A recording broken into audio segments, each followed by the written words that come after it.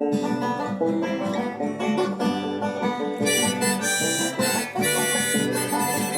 wrong, you're wrong, he's wrong, she's wrong, they're wrong, we're wrong.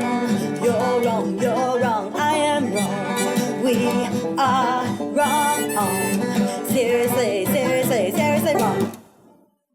Hey everyone, this is the Seriously Wrong podcast, and I am co-host Shawn. And I'm Aaron. You're not using your honorific co-host Aaron title? No, yeah, I guess. I don't know. I'm not used to introducing myself as co-host Aaron, I guess. Really? You don't? Yeah, I don't know. That's what I do. Everywhere I go, I'm like, hey, nice to meet you. I'm co-host Shawn. It's like being a doctor or something. I don't do that. I don't even think I've said that on the show before, ever, in any episode. It's like capital C, lowercase h, dot. It's like doctor, co-host Shawn. And for this episode, it's not even like the most accurate. Like, I'm here with you right now, co-hosting, but this is an episode that you mostly recorded with Franz, talking about this David Graeber essay. Yeah, friend of the show, Franz, who has been in more episodes than any other non-wrong boy, and also for a good long while was running our book club on Discord. They're dope, and it was really good to sit with them and talk about this Graeber essay. And actually, speaking of the book club, if you sign up on our Patreon, we have this great group of people that are doing weekly book clubs, weekly readings of different books, typically meeting on Wednesdays, although I believe there's some other options to participate as well. So I just want to shout that out. Join our Patreon and join the book club.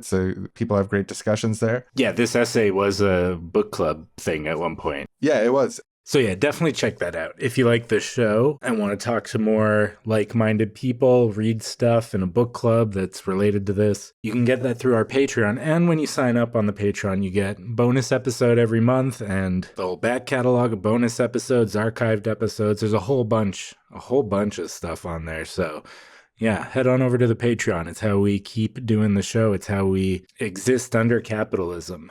So this essay, The Shock of Victory by David Graeber, it was written in 2007, and Graeber's putting forward this kind of counterintuitive thesis that direct action movements win more often than we think, but tend to not see their own actions as victories. From that, the argument branches in a bunch of beautiful directions, like a growing tree making various side points.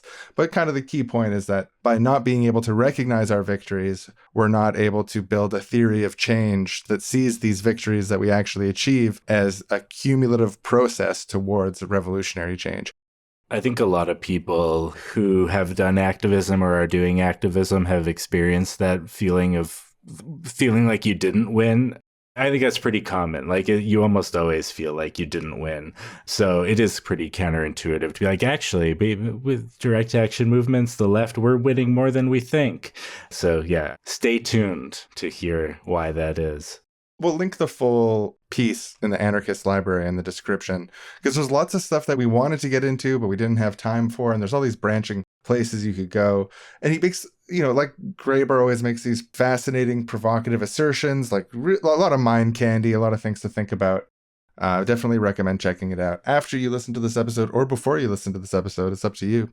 But you're already listening, so I'm not going to advise you to stop because, you're already this far. Might as well.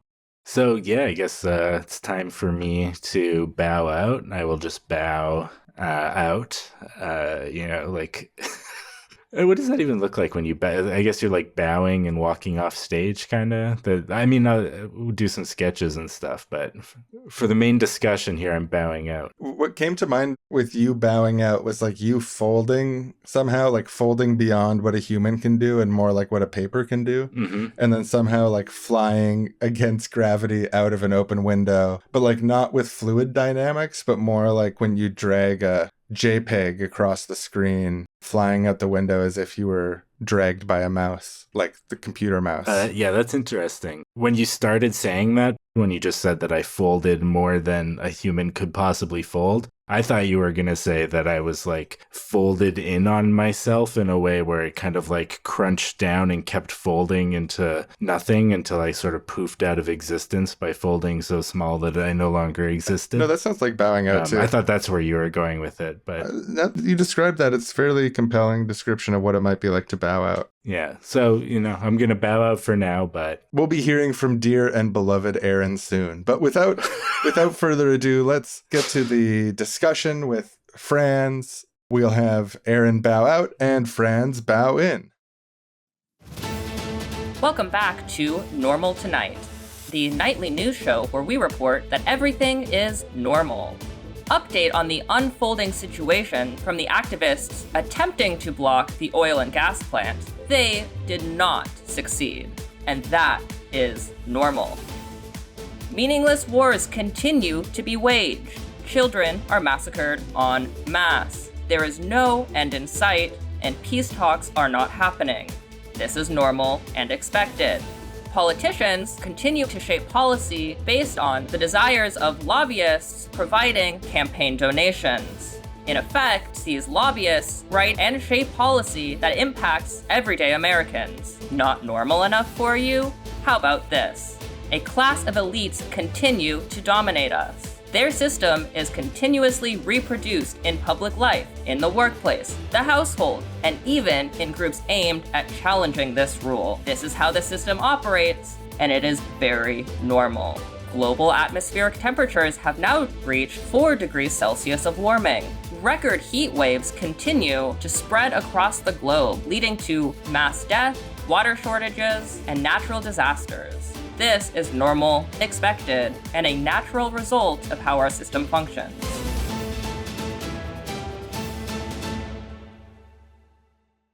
Hello, everybody, and welcome back to the Seriously Wrong podcast. And I am joined this week with Franz. Welcome. Hey, you're so good at that. You must just do that every week. Hey, welcome to Seriously Wrong. It was decided early on that I would do that because Aaron doesn't like going through those rote motions the same way, and I've got like the grooves down a lot. Like I could do it again. I could do it in like different voices. You're like, give me a cowboy style. Right. Oh, hey partner, welcome to the Seriously Wrong I could just do it. This week we're talking about the David Graeber, pour out a little bit for my 40 here, the David Graeber essay, The Shock of Victory, which was written in 2007. And it was a piece that you recommended to me maybe in 2020 that I was first aware of this essay. You mentioned it's just like a really banger essay, and it's a really, really fascinating piece that has some aspects of it that I find very, very resonant. What attracted you to this essay? I was trying to remember this morning when I had originally read it, and I'm not sure, but yeah, a few years ago now at this point, I hosted a reading group discussion through the Seriously Wrong Discord about this. I don't remember if it was me who suggested it or someone else who did, so if you're listening and you suggested this essay, then, shout out to you. Sorry, I'm forgetting. It's a really fascinating essay to me because Graeber tends to articulate things in ways that I had never thought of them before or never probably would think of without him putting a bunch of thoughts and a bunch of important knowledge into really concise, thought-provoking frameworks. Some really amazing nuggets of truth in his observations about social movements. There's a few different premises, few different assertions in this essay that I think, if I don't agree with them, 100% are at least really fascinating. And I think in a lot of ways changed how I think about and understand how social movements operate and how best to engage with them. Also interesting because of the sort of time capsule it is. This being written before Occupy Wall Street and before David Graeber's participation in Occupy Wall Street is really interesting. And it just makes me really curious how his thinking that went into this essay probably changed his engagement with that movement and its development overall to the extent that he influenced it. Yeah, it's interesting. I think a good chunk of his observations here have really held up, in the scientific character of some of his observations as having predictive power has held up with Occupy, Black Lives Matter, and other similar things, wide-ranging social movements and their impacts.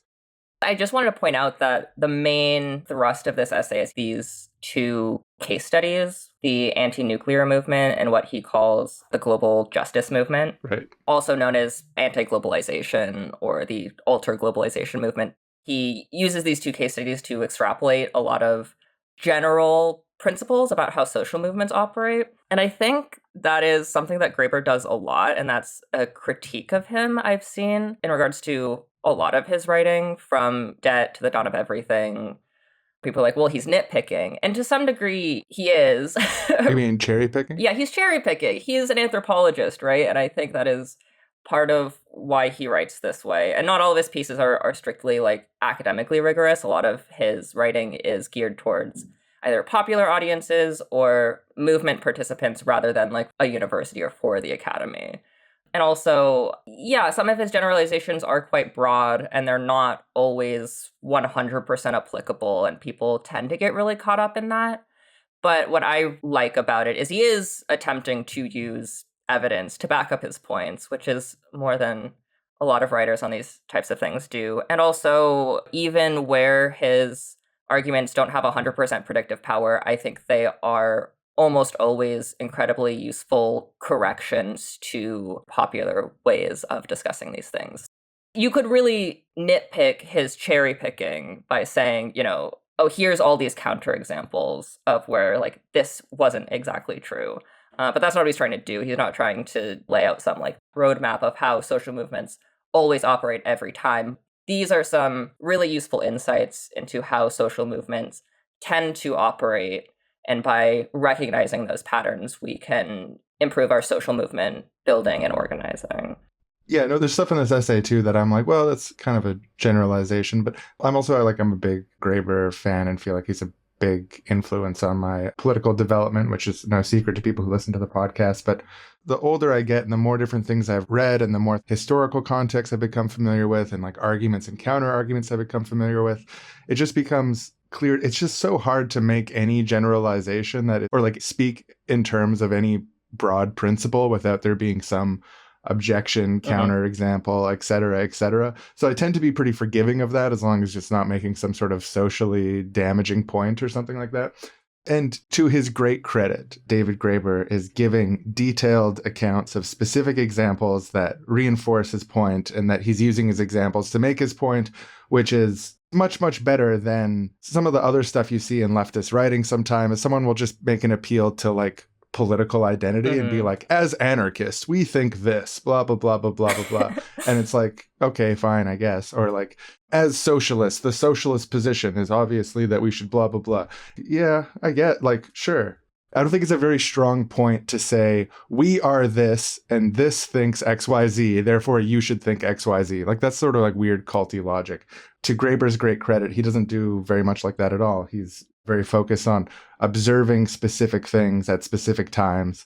In this essay, he uses some polemic and some sarcasm and stuff, but he's talking very specifically about the anti-nuclear movement and the global justice movement to make this broad point. And one of the big points that he makes, and this is like the opening line of the essay, he says, the biggest problem facing direct action movements is that we don't know how to handle victory, which is a fun provocation. The Shock of Victory title, his original point, the heart of this piece, is the claim that direct action movements, left populist, broad-based movements, get more victories than they think they do, and they kind of refuse to celebrate or even notice when it happens.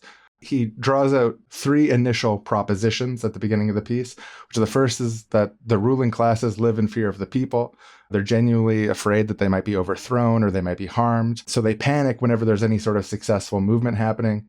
His second proposition, that fear is somewhat justified because mass political movements with direct democracy and direct action actually achieve some of their goals extremely quickly.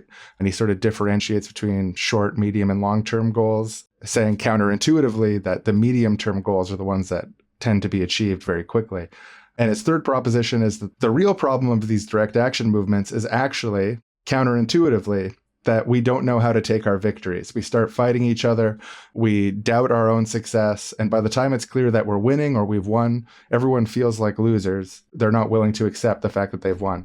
And I remember noticing something like this years and years ago, even before I was really like identified as a leftist, but has only been further vindicated with time.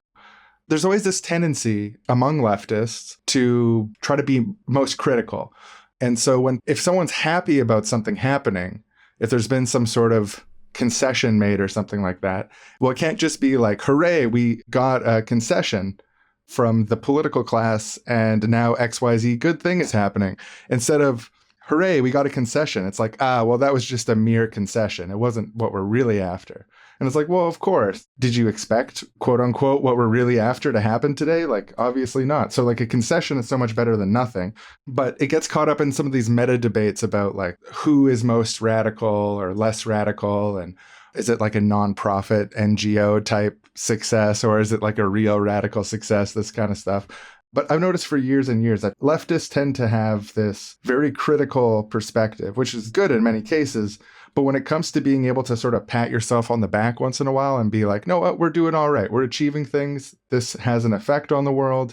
There's positive outcomes of what we're doing.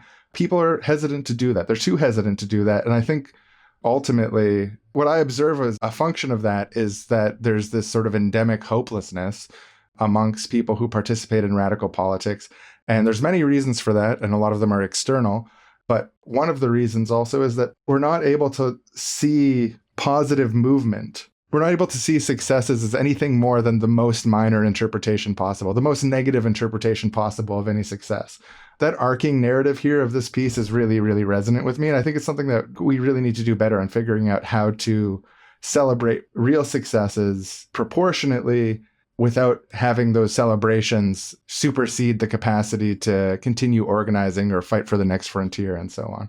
Yeah, I mean, that is the opening line. It is the primary assertion that when I first read that stood out to me as like, oh, once you read it, if you are someone who's been involved in direct action movements, social movements, it's really easy to look back and notice all of the examples of that happening. And it, for me, clicked into a place of like, oh, you are describing this phenomenon that I have been witnessing, but not necessarily noticing or understanding.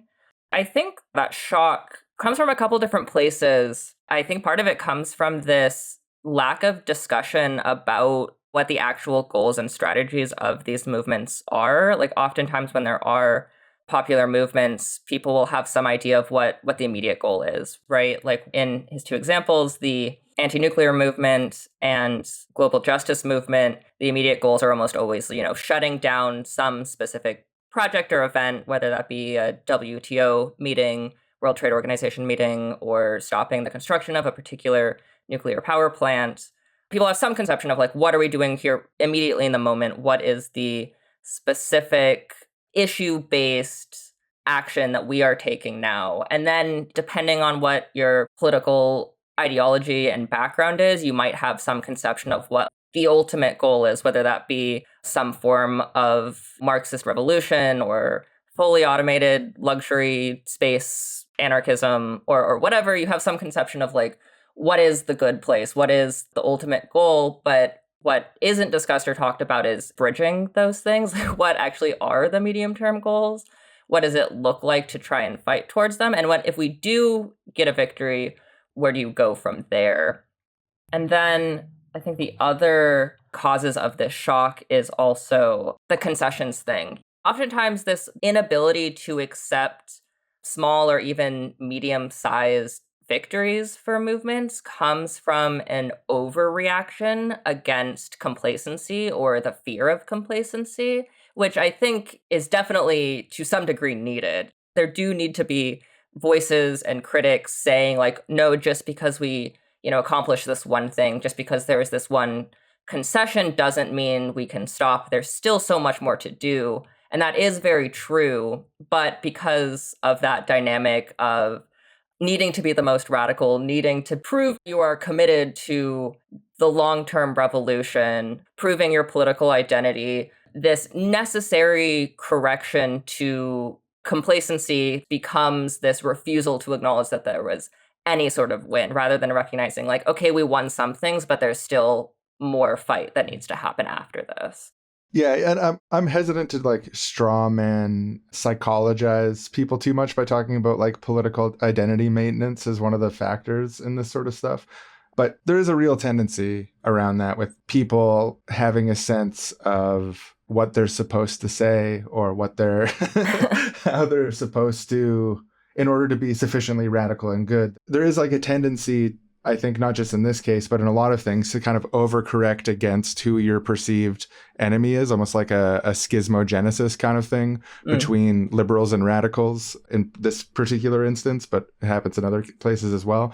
So as a result, sometimes radicals are pushed by their own sort of commitments to clearly demarcate themselves from the more like centrist, liberal, et cetera, point of view by pushing themselves sometimes further than they need to go in terms of like rhetoric and so on.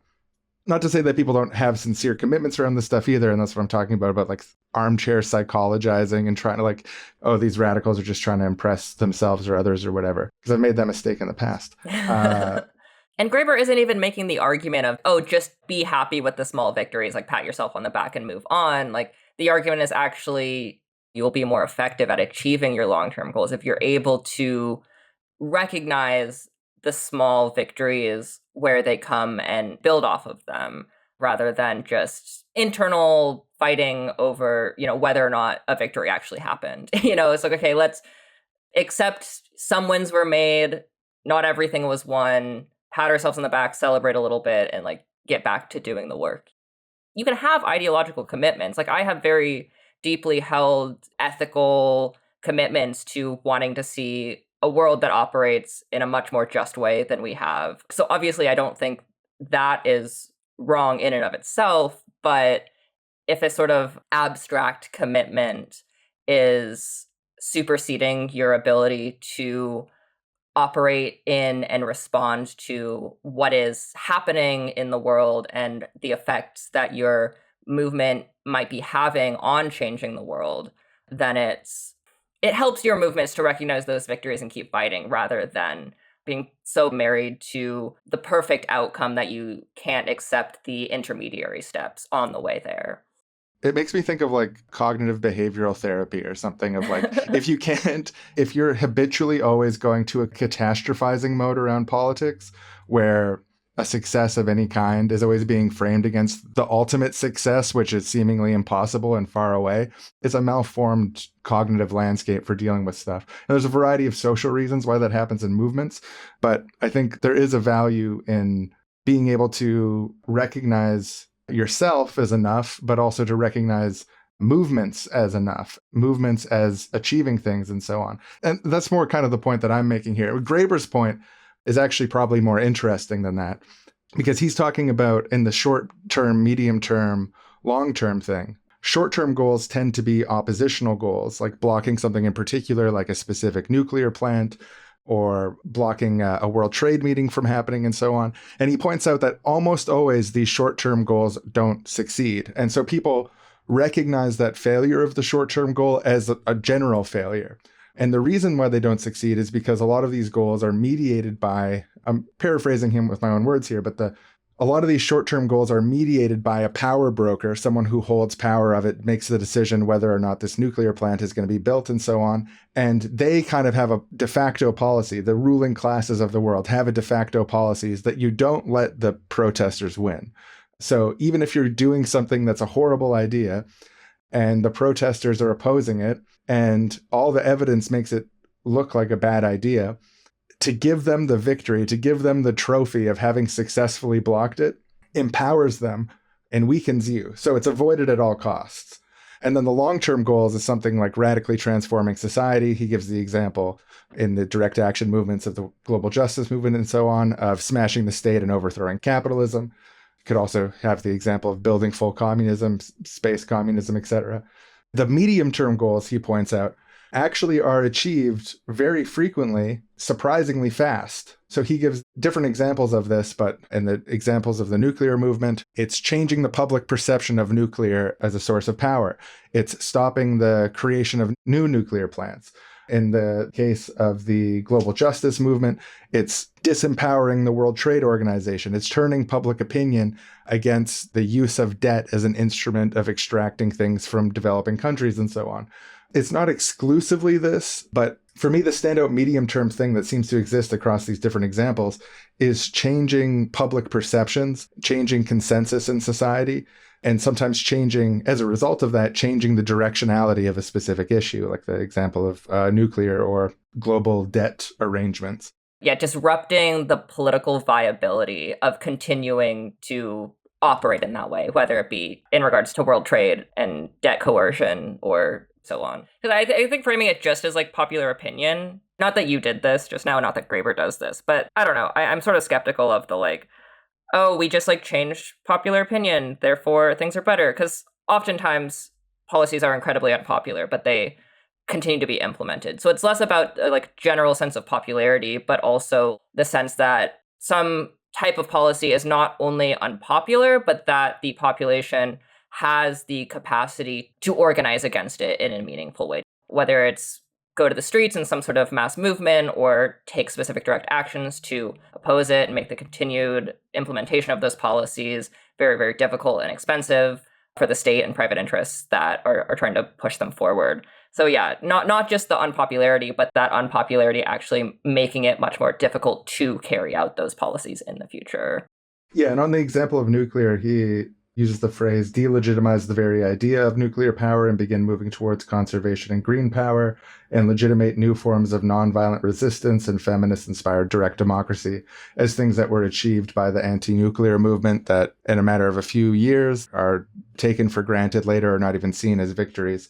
I agree with you. It's not just about abstract opinions that people are holding in their head. It's also about how are things opposed? What are the political calculus around these things?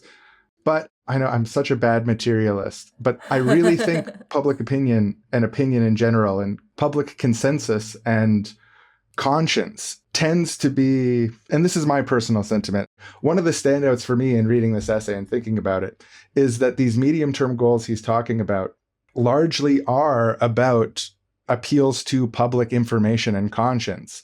And I think that's one of the reasons why people have trouble accepting it as victories, is because in radical left spaces, it's sort of a very normative idea of like public opinion doesn't matter very much, or like awareness doesn't matter very much, and so on. And like there's good reasons for that, but it's one of those overcorrections, I think, because what causes popular opposition to nuclear plants that actually makes it financially unviable to proceed with them is popular perceptions, public conscience, and what people are willing to put themselves on the line to try to stop. I'm not sure that any of this doesn't tie to public opinion or conscience, all of these successes, you know, the normalization of direct democratic means of organizing and so on. There's a materialist outcome of the conscience. There's a materialist outcome of the consciousness and the consensus. But it seems like the reason why this stuff succeeds, first of all, blocking stuff, they don't want to give trophies to their critics, so they'll do everything they can to make sure anything announced goes through. And then on the other hand, the long-term goals, radically transforming society. A lot of the time, we don't even know what that means in particular, right? What does it mean to smash the state and overthrow capitalism? Like, I can give you my personal view of that, and we could talk that through, but it's not something that's, it's not something that's very, very specifically defined in everyone's minds as an outcome. And at the very least, even if we could all agree on that, it's a long-term outcome. Right. And it's something that those long-term outcomes develop and change as the situation unfolds. You never could have a situation where everyone not only agreed on a final long-term outcome, but then also that was able to be achieved exactly as it was pre-planned. That is the sort of fundamental issue with the long-term goals. Yeah. It relies on an iterative process through unknowable steps and so on. You can't have like a blueprint. But the medium-term goals, while they have material, non-personal sentiment outcomes, they're all rooted in changing how people perceive things and what people know about. The reason that the anti-nuclear movement was largely successful is because people became more aware of the impacts of nuclear. There was high-profile nuclear incidents that made people afraid that nuclear could harm them and their families and so on. So the political calculus changed, and they decided to go different directions with energy and fuel sources in society largely. But it really stands out to me, and in certain quarters, this is considered a very hot take. In other quarters, it's not. But I really think ideas do change the world, and it takes a lot of special pleading and intellectual coping to pretend otherwise.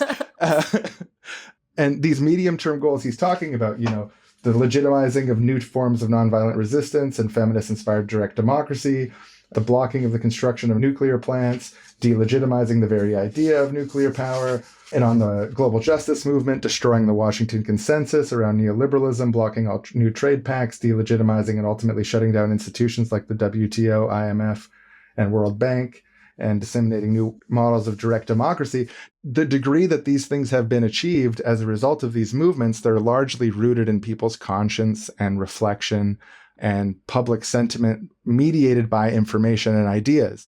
My critique of that I was trying to articulate is just that, like, changing of public opinion, it's necessary but insufficient. That is the first step. The changing of the consensus about these issues necessarily has to take some sort of form. And depending on your preferred strategies, what your long-term goals even are, how public opinion is transformed into action is going to vary. And that can manifest in a lot of different ways. But it has to manifest in some way that actually makes it difficult for these policies to be enacted, whether it's nuclear or whatever. Like, the state, the private interests who are pushing these forward have to know that not only are people going to be a little bit upset about this and then move on, but know that people are going to be upset about this and potentially take action against it in some meaningful way. I agree with you that this change in popular sentiment is incredibly important, and I don't want to underplay it. I just am skeptical when people sort of stop there and talk about it as if that is, I don't know. I'm kind of fighting with myself on this one because I am sometimes exactly the person that needs to read this and needs to, get over the shock of victory myself and accept the wins when they come. I oftentimes am, especially in recent years, found myself being like very cynical and being like, yeah, we might have done this, but it's going nowhere. It's a dead end now. And that is like a tendency that I am trying to fight in myself. But it definitely comes up. The pandemic's been really hard for not feeling that way, I think. Yeah, no, that is definitely true. So yeah, not to make the perfect the enemy of the good or whatever, but bridging that gap between popular opinion changing and then actually channeling that change in popular opinion towards real forms of power or real forms of influencing power or affecting change. There sometimes is a gap there, and I do think that needs to be recognized. I don't think Graeber is ignoring that, but I do think it's an important point to be made. Yeah, and I think if I were to self-critique, I think I sometimes have a tendency where I can get into a little bit of an overcorrecting mode myself, where I just feel like when it comes to the idealism versus materialism stuff and the concept of ideas affecting and changing the world, you read people on the internet saying stuff and then you're like, get worked up about it. And then you're like, well, just admit it. Just admit that ideas affect the world. Like, just admit that communism is an idea. Just admit, you know what I mean? Like, I've just got this flag that I carry of like, because one time when I was 18, I was like meeting with the other radicals and I'm like, well, don't ideas change the world, folks? And they're all like, idiot, he thinks ideas change the world. Now, so for life, I have to like carry this flag and notice any time that ideas are changing the world and be like, see, I wasn't an idiot. I was right. Isn't that similar to like what you were critiquing earlier about being so tied to your ideological, I don't know, mindset? You're the idealist who has to always prove that idealism is a correct way of interpreting the world. Totally, 100%. So the way that I justify this to myself, and maybe this is wrong, but I feel like maybe we shouldn't all try to be the embodiment of everything right, which is everything that's right in all circumstances and say everything perfectly where there's no exceptions and so on. Like, maybe we all just carry our own little flags based on our own micro traumas, and then we learn to do democracy together. And then like by playing all these ideas off each other in a generous and friendly way, then we can find that collective genius, And like, this is just like my cross to bear, that I'm just always going to have this overcorrection inside me. But yeah, no, it's true. You can't just have ideas. Ideas in your head don't change the world. It's the way that people are motivated to action through ideas that can change the world some of the time.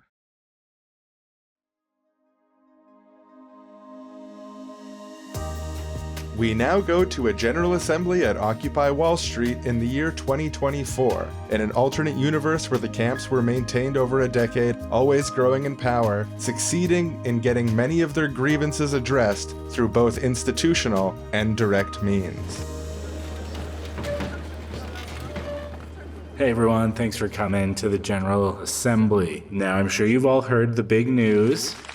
Yeah, that's right. Major amendments to the United States Constitution have just been ratified across the country based on the suggestions, and in many cases, the specific draft wording of our directly democratic constitutional working group. So yeah, we're going to welcome to the stage Franz from the Success Tracking Committee, who's going to give us a complete rundown of all the changes to the U.S. Constitution, what they are, what we asked for, what is being implemented, and to field any questions from the General Assembly members. Hi, everyone. Could everyone give me a sparkle fingers if you can hear me? Awesome. Okay, the new Constitution of the United States includes a guaranteed right to housing for all outside of the commodified housing market, an absolute guarantee to free healthcare. Every single privately owned business will be completely owned, run, and operated by its workers through directly democratic means.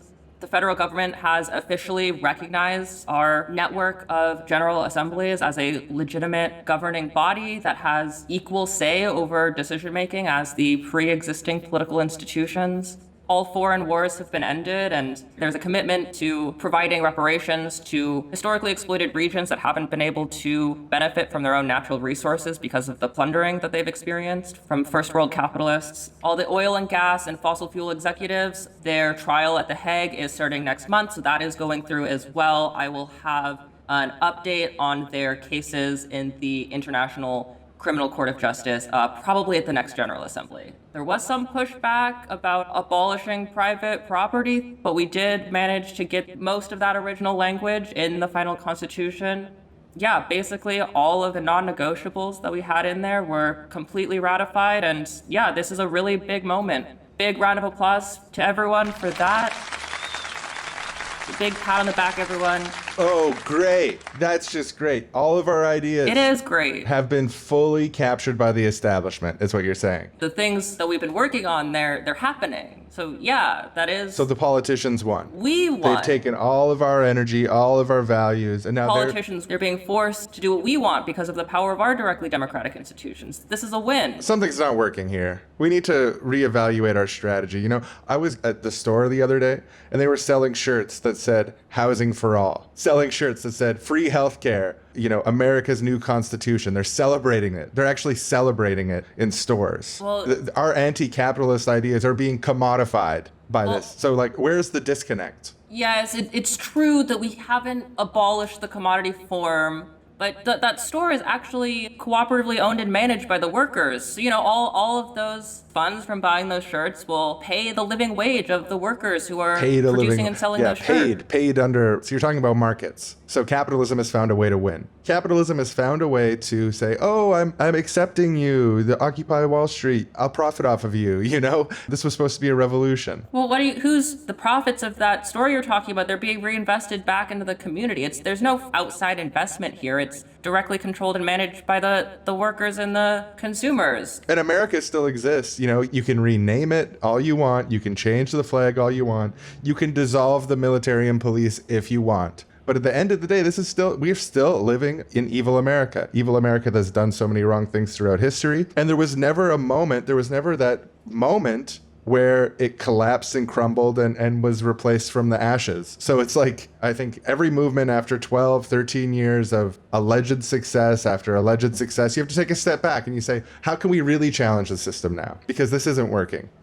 I hear you and I understand your critiques. The historical institution of the United States of America has committed mass atrocities, and we're validating it, basically. We're participating in it. We're participating in the system, and we're saying, yes, we'll give you our validity. We'll give you our support. We're empowering it. We're actively taking power away from the existing institution of the United States. We've created this alternate power structure that exists outside of the ruling class, the capitalist, the imperialist, colonialist power of the United States, and forcing it to capitulate to our demands because of the popular power that we hold here. They still exist in name, but every single day they're less powerful. We're empowering it by disempowering it. That's the part you're not understanding. By changing the Constitution to be in line with our values, the system is winning. It's taking our ideas from us. What system? Who is winning? They are. They're Who's they? always winning. No matter what we do, they're always commodifying. They're always,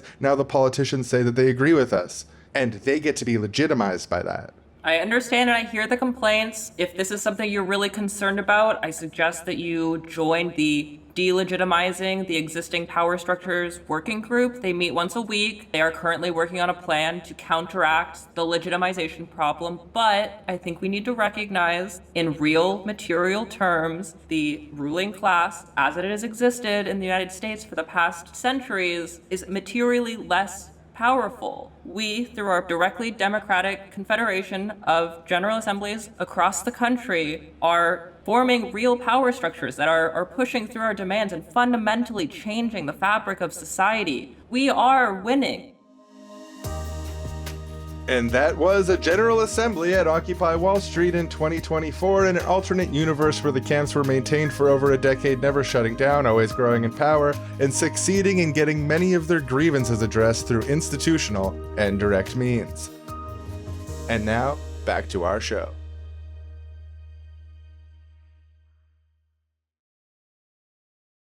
I was going to ask if it made sense for me to throw in a contemporary example where I can maybe let my cynical side come through and you can let your idealist side come through and we can work out who's right. Yeah, that sounds great. I've just been thinking about the Black Lives Matter and anti-police brutality movements, starting with the initial wave of Black Lives Matter, which was 10 years ago at this point. And then more recently in 2020, the summer of protests sparked by the murder of George Floyd, thinking about how Graeber's conceptions of the short, medium, and long-term goals applies to that. I start to feel like the framework kind of breaks down, or maybe this is just me being too cynical, but I do think that the result of these movements has been a very noticeable shift in popular perception of the police and policing as an inherently racist institution or an institution that inherently reinforces particular class relations. There has been a large shift in popular perception about that. And I think I'm really struggling with that because of how little it seemed to impact actual policing as it exists. As far as I know, there haven't been any major police departments that have seen a drastic reduction in funding, especially with these big projects like Cop City in Atlanta, or where I live in Washington State. There's a smaller scale but similar facility being planned in Lacey, Washington. That's just this huge, police training facility that the city is putting a massive amount of its budget towards with very little opportunity for public comment or review. Also, just because Graeber does mention in this essay police repression or violent state repression as one of the means by which these movements fall apart before they're able to keep pushing past the medium-term goals into the long-term goals. He refers to police repression as, well, they can't win on the level of public consciousness, so they resort to very base level, violent repression. But when the movement itself is in opposition to increased policing, and then the result we see from that is a doubling down on the funding of police departments and the expansion of police training facilities and the continuation of the militarization of police. It's just hard for me to see in this specific example how these medium-term goals, and, again, let's pat ourselves on the back. It's amazing. Not that I'm taking credit for them by saying pat ourselves on the back, but what does he call that? The primal sin of speaking for others, if you accept any sort of credit for a movement having any success. Yeah. But let's acknowledge the fact that these movements did have incredible success in swaying popular consciousness. And I don't want to downplay that. But then the voice in the back of my head that says, okay, well, what good is change in public consciousness if it doesn't translate into material change? One thing that comes to mind about the particularities of the Black Lives Matter movement and protests around police deaths is they actually, in many cases, they achieved their short-term goals, which is slightly different in that there were specific police officers held accountable for what they did when they went beyond policy, or just some of these egregious examples. Or even if I'm remembering the specifics of this correctly, the Minneapolis City Council did announce some policy change where there was going to be this like drastic restructuring and reduction in funding towards the police department. And then after the big announcement and cheering and celebration, sort of quietly walked a lot of that back and didn't actually implement a lot of it. Immediate win to appease people, and then like a quietly walking it back before it actually takes effect in a meaningful way. It seems like an inversion of this framework to me. The more typical thing is to be like, okay, well, the critics don't get any trophy, so we're going to block giving them any sort of success at any costs, versus the inverted strategy, which is giving them what seems to be a trophy and then trickling it away. So they might feel good at first, and then at the end they feel bad because they look back and they're like, oh, well, it seems like one of the largest legacies of this movement is an insane racist reaction, which came a couple years later. Another distinction here, too, is like when I think about policing versus nuclear power, he notes in the essay that capitalism, speaking metaphorically here, capitalism didn't rely on nuclear power. So they just threw nuclear power away and focused entirely on fossil fuels. And the nuclear thing was too unpopular, so they just dropped it. Where policing is very different than nuclear power in that policing is very important to the system. It's not like people were opposing nuclear policing and they can just go to like fossil fuel policing or whatever. So the metagame, the political metagames being played on that were different. And racism in the United States, and this is something that I have come to understand through all of these movements and the reading that I did as a result of these movements, and in particular, you know, in the later stages of it in like 2020, is I really think that racism is a really foundational aspect of the power system of the United States. So having as much ideological success as that movement did in revealing racism, pointing out racism, bringing a wider understanding of racism to more people, it's a lot more foundational, I think structurally to the political power system of the United States than either, you know, the international debt arrangements of the World Trade Organization or of nuclear power in particular. I think it would take some deep thinking and some research to compare that movement to this framework. But it seems like there's an interesting inversion there. But also, I'd be really hesitant to, like, if I play the role of the optimist here, I'd be really hesitant to say that all of that was for nothing or that all of that didn't achieve anything. What's the sort of pessimistic needs cognitive behavioral therapy kind of frame for this? It would be like, oh, well, this wasn't even good. It didn't even achieve anything. I don't think that's true. You know, it's something I noticed, and this is slightly tangential, but Ben Shapiro calls his opponents privileged now. Oh, wow. I would have never dreamed, when I first heard the word privileged in 2014, I was like, there's something kind of weird about this, but I came to terms with it. The point it was making was important enough that I came to terms with the slight weirdness. And I feel like that concept of slight weirdness has been now vindicated 10 years later, and Ben Shapiro is using it and integrating it into his critique of leftists, you know, as like trust fund kids or whatever, as hypocrites. The leftists or hypocrites thing already existed for forever. I think it's probably the oldest critique of the left because it's easy. You can just sort of assert it. It doesn't even need to necessarily be true, although sometimes it is. But what an ideological victory for the for the kind of like left identity politics thing, that the concept of privilege has been so deeply integrated into society. Like my liberal mom who lives in the suburbs, she knows about privilege. She's known about it for a long time. She cared about the Black Lives Matter stuff. You could get her going about racism. She hates it. She hates it way more than she used to hate it. She never liked it, obviously. But my mom's nice, a nice liberal person.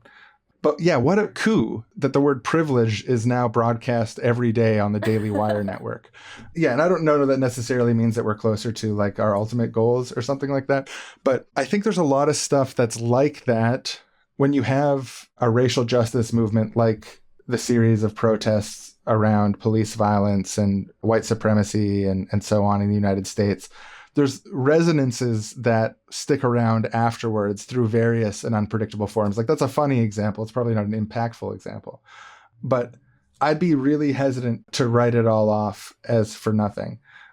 I mean, I don't have any like data on this, but I would suspect that post 2020, there are probably a lot more people that are a lot more hesitant to call the police as a first recourse to something that they might have previously called the police for. There might be a lot more people that, if or when they learn that their Amazon Ring doorbell is sending that footage directly to their local police department, might be much more likely to not use that technology.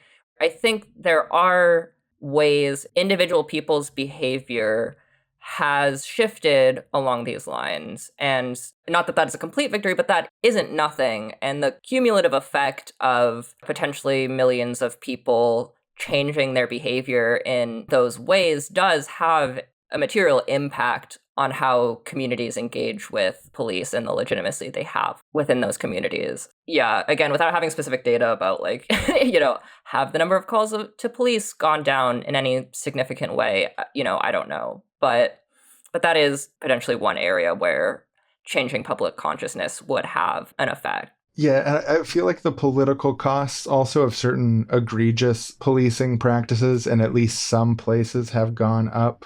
But it's hard to make generalizations, especially sort of off the top of your dome. Like, this is probably a multi-week research project to really quantify this. One of the things that he brings up near the end of the essay that is also like very deeply resonant with me, and he gives sort of a specific example in the historical feminist movement. There's this idea of that there could be this one moment where the state falls, capitalism is defeated, and that anything short of that is not really a victory at all. I'm quoting here, "If capitalism is left standing, if it begins to market your once subversive ideas, it shows that the capitalists really won and you've lost, you've been co-opted. To me, this is absurd. Can we say that feminism lost, that it achieved nothing just because corporate culture felt obliged to pay lip service to condemning sexism and capitalist firms began marketing feminist books, movies, and other products?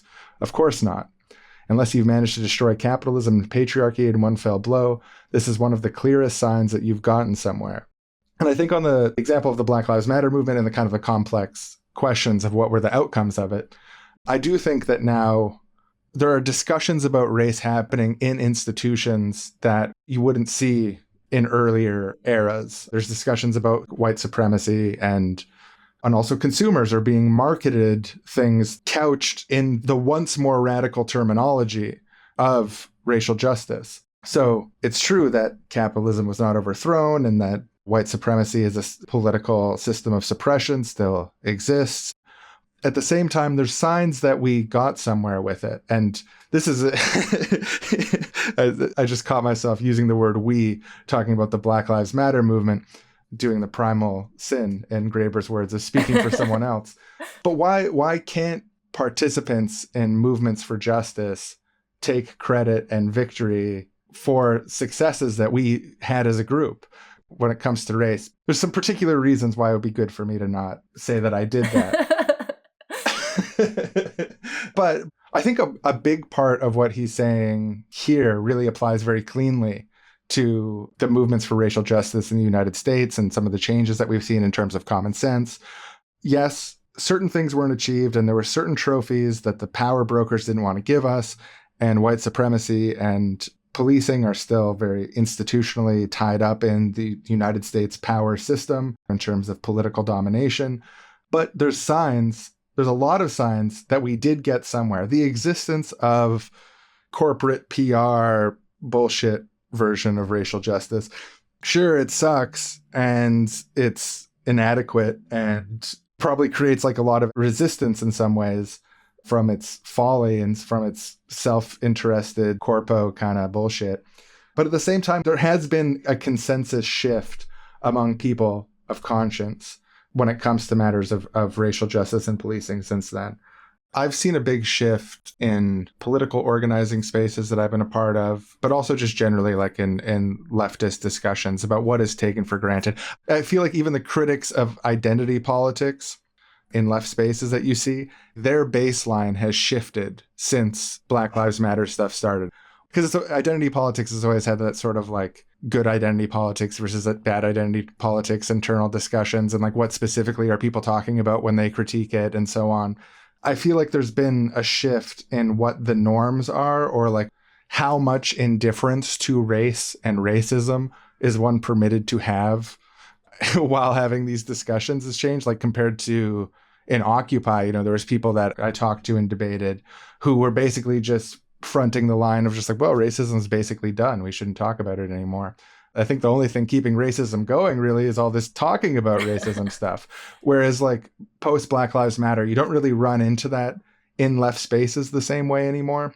Or if you do, it's very sort of roundly dismissed and criticized by everyone around it. So it makes me think too of like the common sense around race and racism in the United States. It affects Cop City and like what happens in Cop City's organizing, and it affects the like Palestinian solidarity movement and the things that people take for granted in organizing that happens against wars elsewhere and so on. There's this sort of percolation, and the past movements impact the next movements. I don't think it maps cleanly to Graeber's thing here, but he emphasizes that this is the start of a discussion, this essay. He says, I can't claim to have any simple answers. Really, I wrote this essay more to start a conversation, to put the problem on the table and to inspire a strategic debate. I feel a responsibility to like play the optimist role about all this stuff. Like I, for one, am really glad to know more about this stuff than I did before it, to see the politics of the world differently. But also it would be very foolish for me or anyone to be like, yeah, that movement happened and now we really figured it out. Racism is really over and police are fine now. They learned their lesson. So right now we're in the phase within Graeber's analysis of feeling like losers about it and being like, we didn't achieve what we set out to achieve and blah. And we've got all this reactionary, counter-revolutionary resistance to it happening now.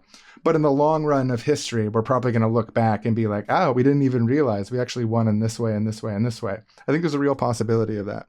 Yeah, it's easy to be like, oh, well, people aren't out in the streets protesting every day, so this movement is over and we didn't win yet. But social movements are all interconnected and constantly unfolding and come in waves of activity, right? Like there are periods of time when a lot of people, for a variety of reasons, are mobilized at the same time to take action and tend to make quick victories on specific fronts all at once, and then, in Graeber's calculation, fall apart internally, and then be like, well, because this movement fell apart and we didn't achieve the final goals, it's a failure, but there will always be the next wave of mass movement. And in the interim, between these spikes of activity, there are absolutely still people doing the maybe less glamorous, maybe less visible work behind the scenes or not in front of the news cameras of continued education, continued learning, analyzing past movements, tactics, and strategies in order to improve upon them and do better at the next opportunity. And, I am very inspired by all of the opposition to Cop City in Atlanta right now and how that's been playing out. At this point in time, we don't know what that's going to look like, right? It's very possible that it will, follow the Graeber mold and like these particular projects will get pushed through, or maybe it'll break that mold and those projects will be stopped or, maybe curtailed in some ways. But we don't have the benefit of hindsight when you're in the middle of something, when you haven't had the time to see how things ultimately play out. And there is no point in history where things have ultimately played out. There is no vantage point from which we can look back and say, all the things we did have finally culminated in this final victory, because, there is no final victory. There's always more to do.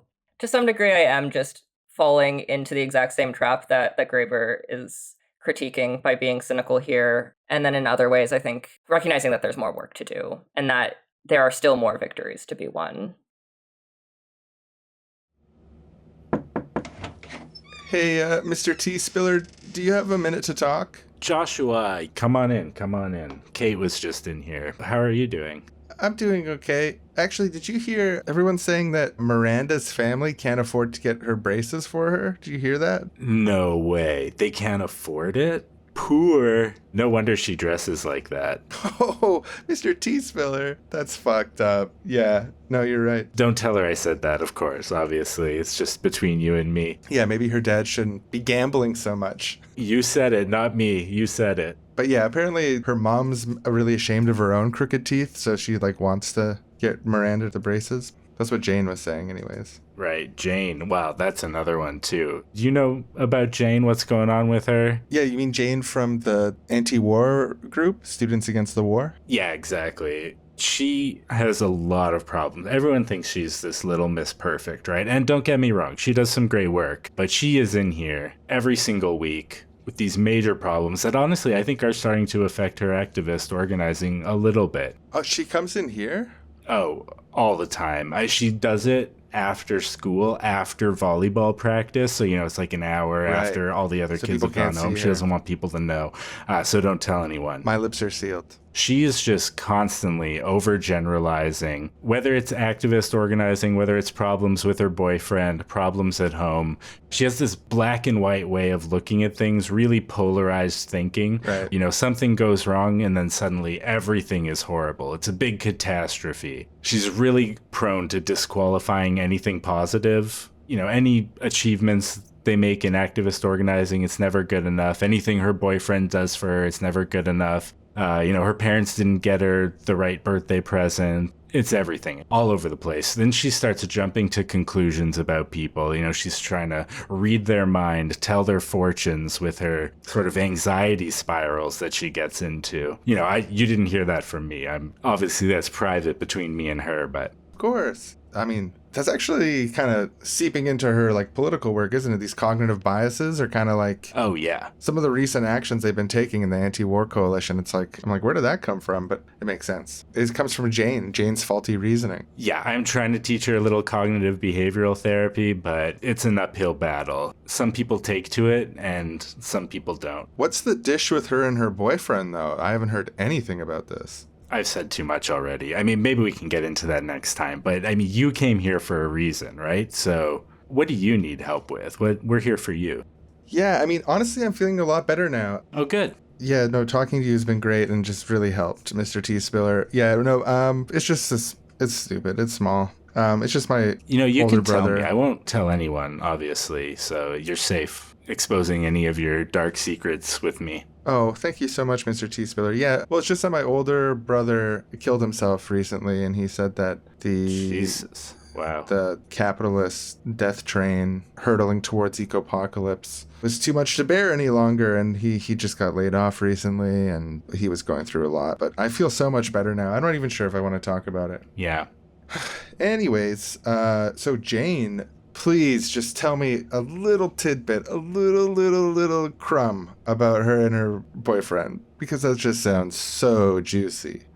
Well, yeah, let's just say there might be a little trouble in paradise. There might be an affair happening. No way. But you didn't hear it from me. No way, Mr. T. Spill. Yeah. Yeah, might be. It's complicated, and you'd have to read pages of Discord messages and texts, and we've pored over it together, trying to discover whether or not he's two-timing her. I've said too much already. I've said too much. If you're feeling better, that's what's important. I'm here for you. If you ever need to talk about anything, I'm always here for that. Bye, Mr. T. Spiller. Bye. All right, pull out my phone. Good afternoon, Jane. Are we still on for today after volleyball practice? You'll never believe who was just in my office. Joshua. You didn't hear it from me, but he was going off about you. He has a lot of opinions about the way you do your activism. He thinks that he would be a much better leader/organizer in the student movements. Watch out. Snake emoji, snake emoji, snake emoji.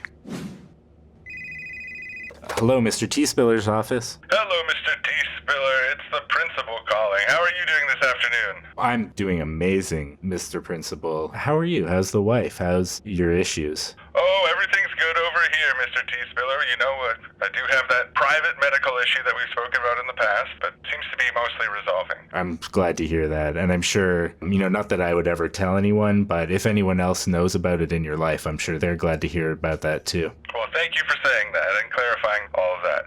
So, the reason I'm calling, congratulations again on winning the School Counselor of the Year award, and I just got a call from the photography department of School Counseling magazine. They want to do their cover story on you and the changes that you're making in children's lives and why everyone loves you and just why you're so good at your job and you use your responsibility so responsibly. Yeah. So would this afternoon after volleyball practice work for them to come by and do some photography with you?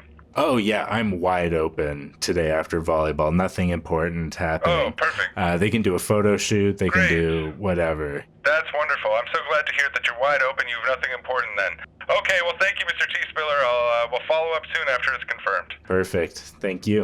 And congratulations again on being recognized for all of your great work for students. Thank you. Yeah, so much. And I'll catch you up on what's going on with the secretaries later. There's been developments. Ooh, juicy. Oh, you can't tease me like that. Okay, bye-bye. Bye.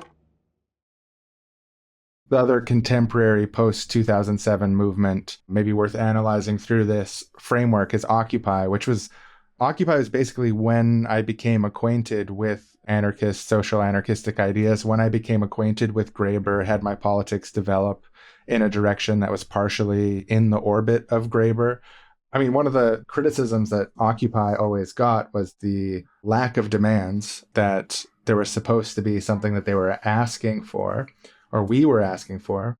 The closest thing I can think of for short-term goals for the Occupy movement would probably be something along the lines of like removing the influence of money from politics, and that sort of general critique of like politics being controlled by the rich, which, as far as I know, there wasn't any policy changes that have happened in the US around that. I know that here in British Columbia, we're probably an outlier, but we had a very laissez-faire political donation system where people could give unlimited donations.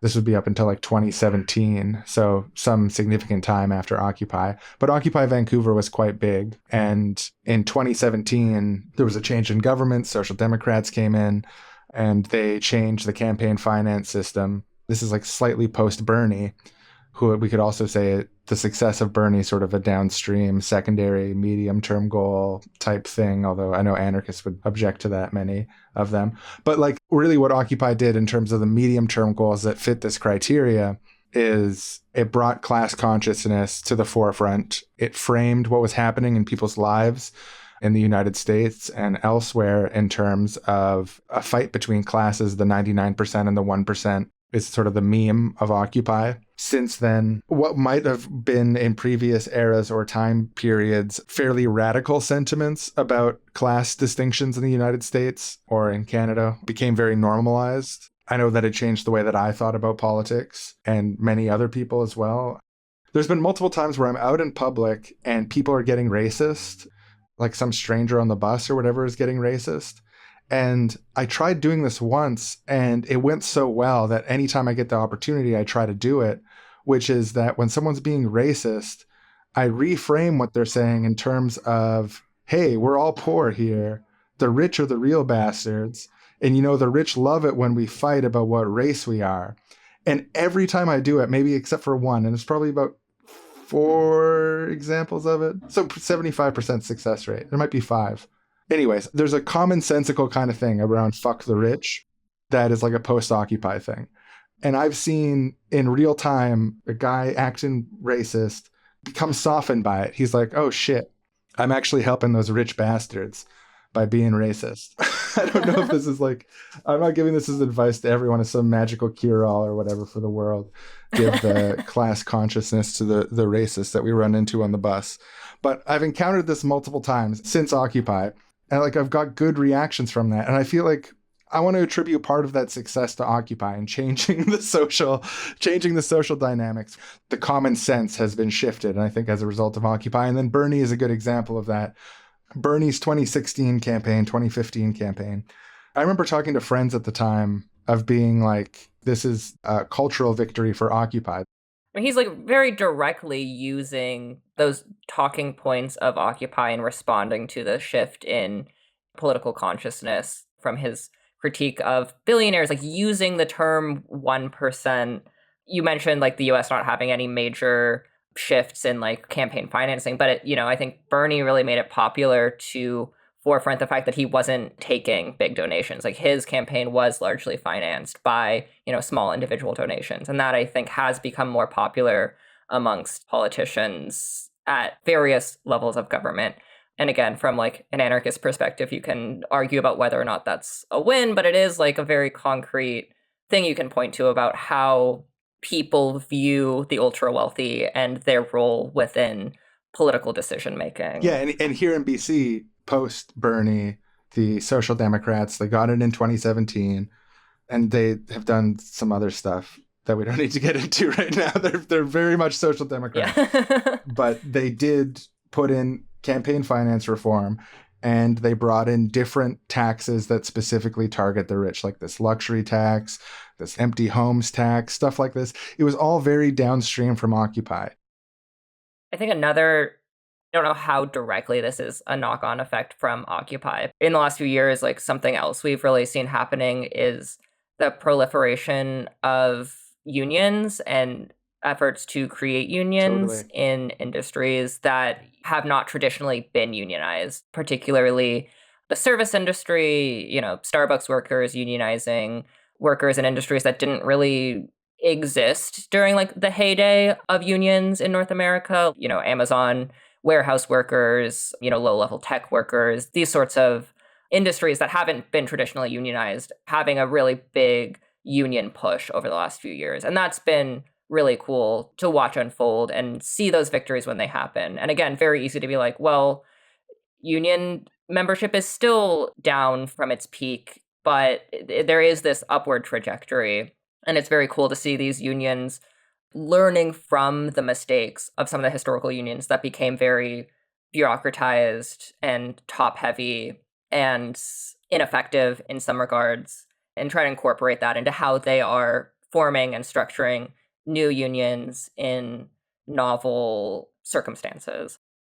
We've mostly been talking about medium-term goals in terms of change in popular consciousness around specific ideological questions, whether that is racism, nuclear power, globalization and global justice. But then there's also Graeber's other point, which is the dissemination of particular modes of organizing, the dissemination of the directly democratic, direct action-based social movement, which he argues is sort of refined and takes that form maybe for the first time in North America during the anti-nuclear movement. And I think really we have seen that become, and this is Graeber's argument in the piece, the sort of like default model of social movement organizing in the decades since then, which is very obvious when you look at how Occupy played out, and noticing elements of that in the Black Lives Matter movement in the way that people really shy away from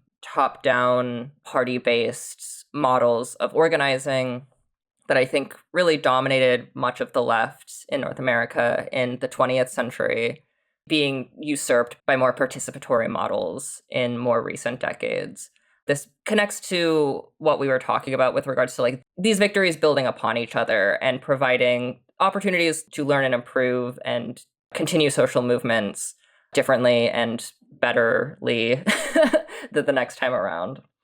I maybe have some critiques on how easy he thinks that is, like Graeber's idea of contaminationism, the idea that one just has to see direct democracy being used in order to more or less be convinced that that is the way to do things and then start implementing that in the future. I think it's a little bit more complicated than that. I think engaging with people in an egalitarian, directly democratic, collective decision-making way is something that doesn't come naturally to people that are raised in a very individualistic, capitalistic, hierarchical society. And those are sometimes very difficult skills to learn. Like, how do you actually engage in an organization or in a movement where there is no one to tell you what to do, where you have, equal say to everyone else over the actions that are taken, but then conversely, equal responsibility for, the results of those actions as well. I just think that is maybe a bit more difficult than Graeber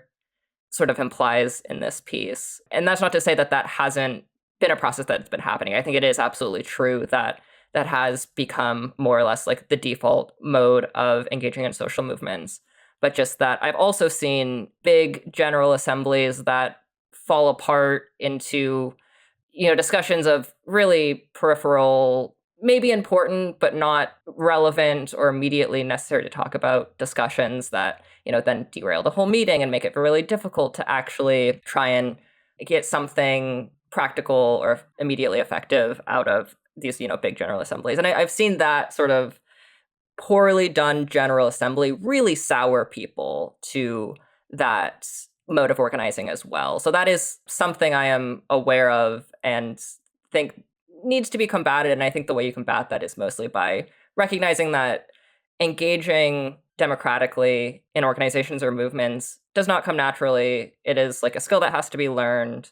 And also recognizing that we're going to fail at it a bunch before we figure out how to do it. And that there's always going to be new people to the movements that aren't used to doing things that way, that have to maybe go through a process of learning and unlearning how to engage in those ways. I think I generally agree with Graeber's argument about the dissemination of these modes of organizing, but also recognize that it is like something that has to be worked at and not just something that happens necessarily automatically or spontaneously.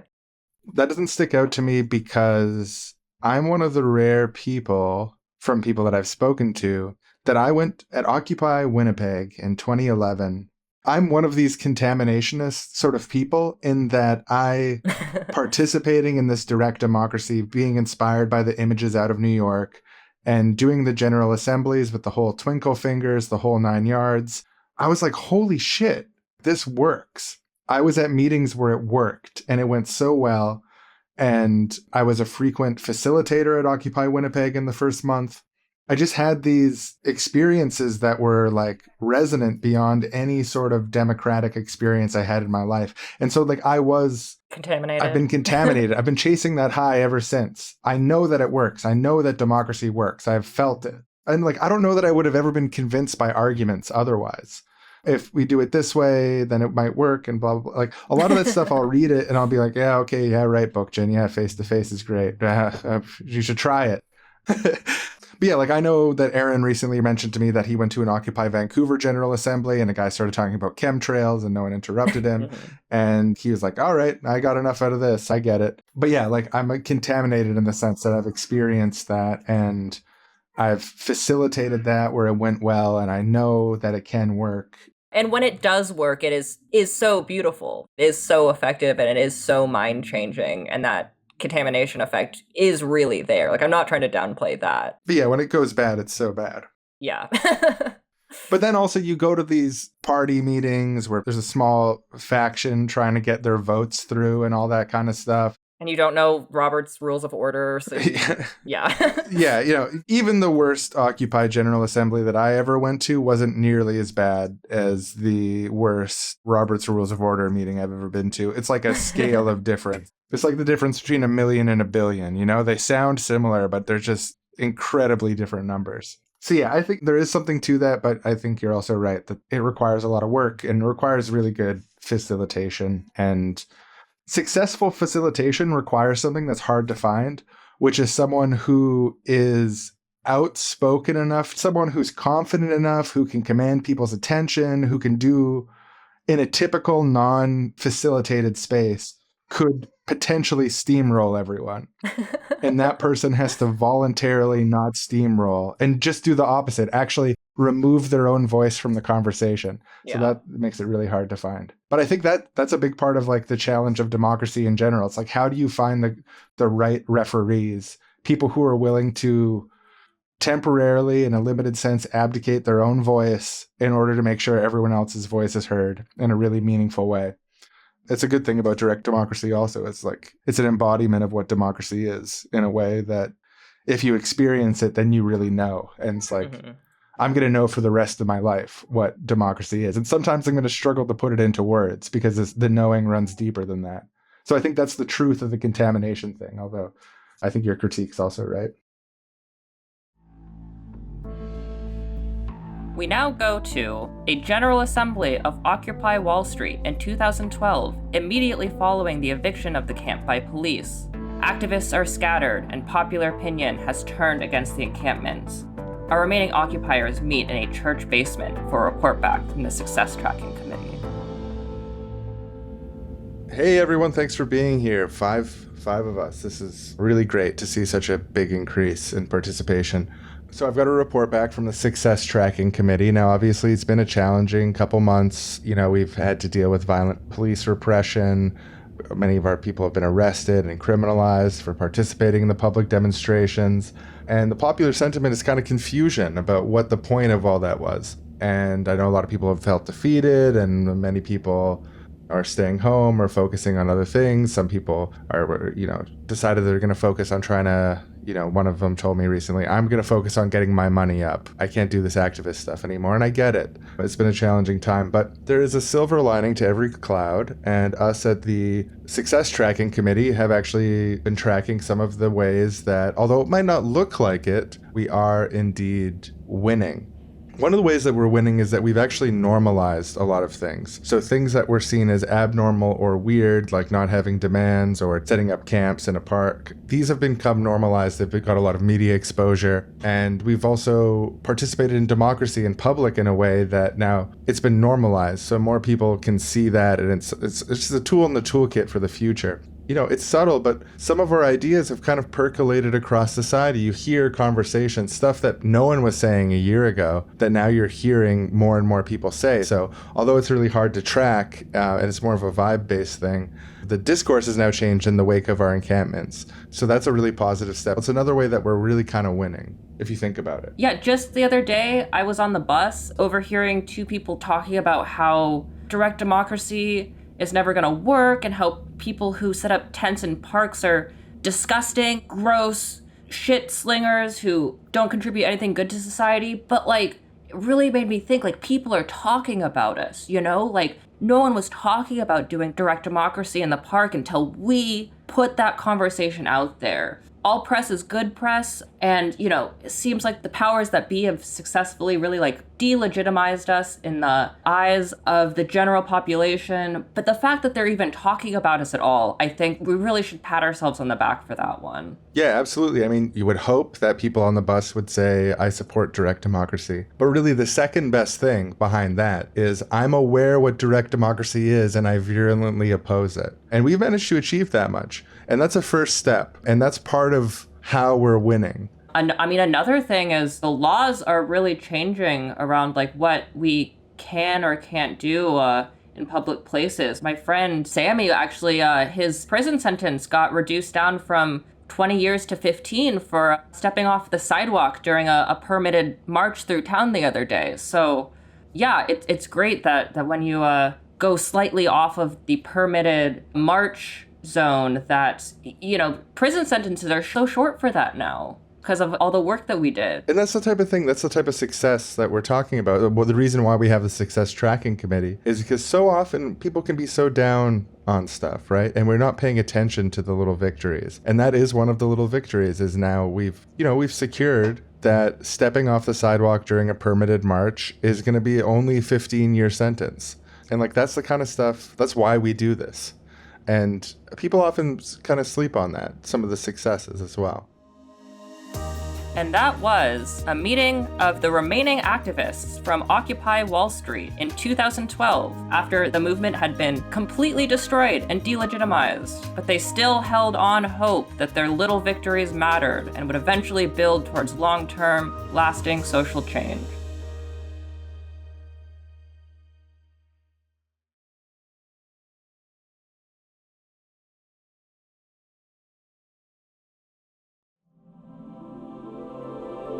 And now for today's Seriously Wrong Synchronicity Book Club. Today's book, The Democracy Project by David Graeber.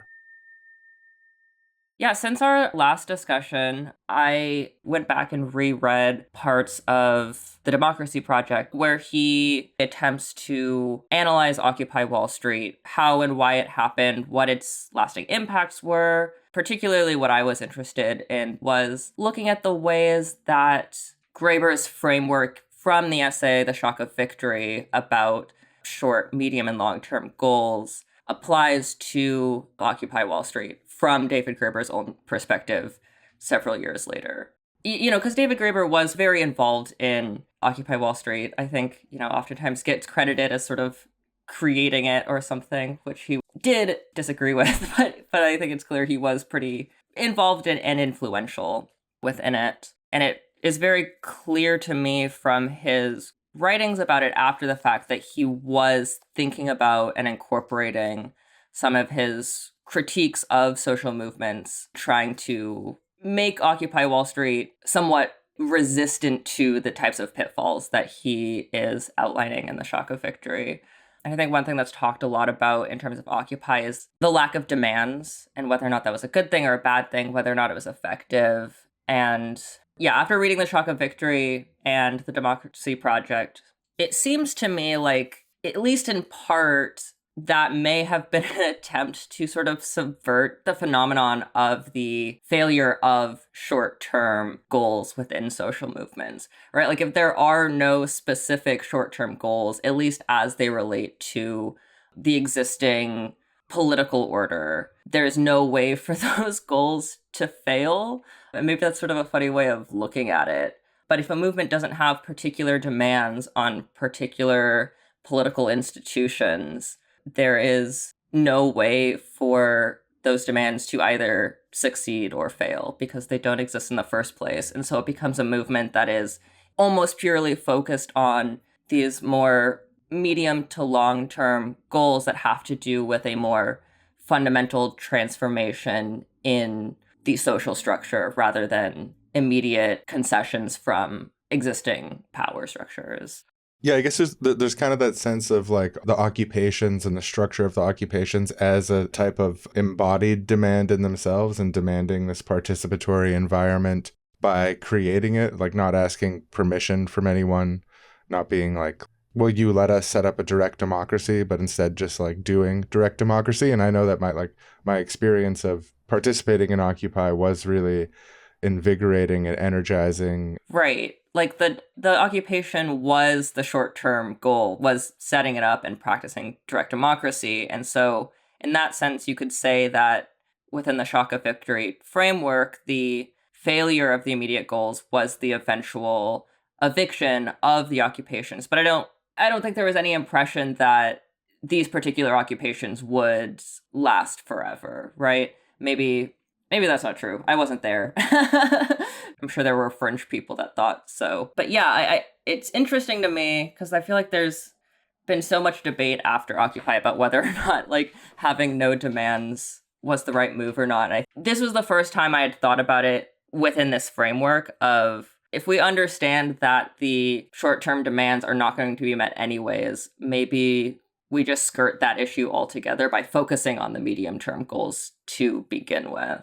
Yeah, I think, I don't know, maybe we should have just done demands. Yeah. I mean, I think the really critical thing about it that because the way that Occupy developed sort of organically is that there wasn't great framework set up for a confederation of the different camps and how we communicated with each other. There was sort of like proto-communication happening back and forth. But I think if like, for example, Occupy Wall Street had said like, okay, here's our first demand. Take money out of politics. No more billionaire rule. Like that is structurally, we don't want to be ruled by billionaires. And then that went out like a flare to other camps and then other camps could like ratify it, etc. That could be like a starting point to developing tons of different demands and having different camps ratify different demands or local demands in different contexts.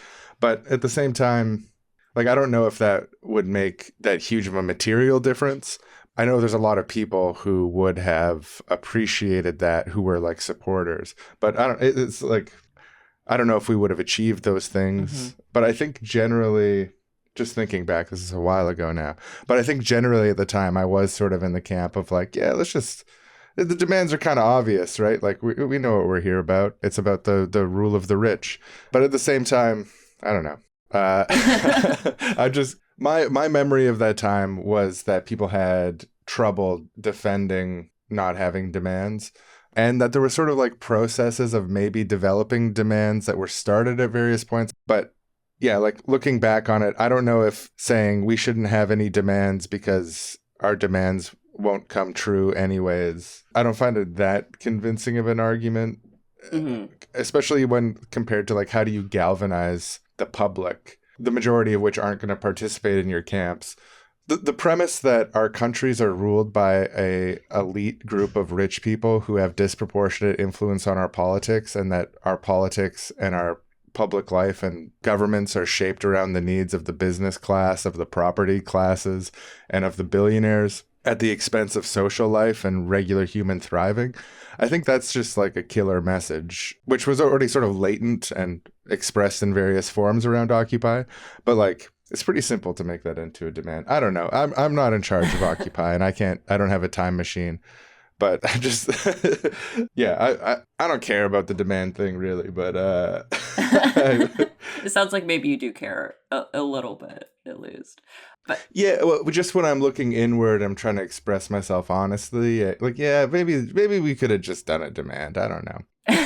No, I mean, I also go back and forth on that analysis, but I think maybe to articulate a little bit better how I'm understanding this in relation to the shock of victory is, yeah, I think demands can serve probably more, but at least two different functions within social movements like this. One is what you're hitting on, which is the broader messaging. Like, how do we explain to people who are not immediately at this camp why we are here and why we're doing what we're doing? Like, what are we actually trying to achieve? And so in that sense, like, demands can be very broad and not expected to actually be met. Like, abolish capitalism and smash the state or whatever. Like, they can be as broad as that. And the other function demands serve is, you know, the more realistic demands that you expect might actually be met, you know, especially on like a local basis. A particular occupation in a particular city can say, you know, there is this law that exists on the, you know, municipal level, whatever the local issues are, whatever it is that people care about locally as it exists to increasing democracy and workers' rights and the rights of the 99% and so on.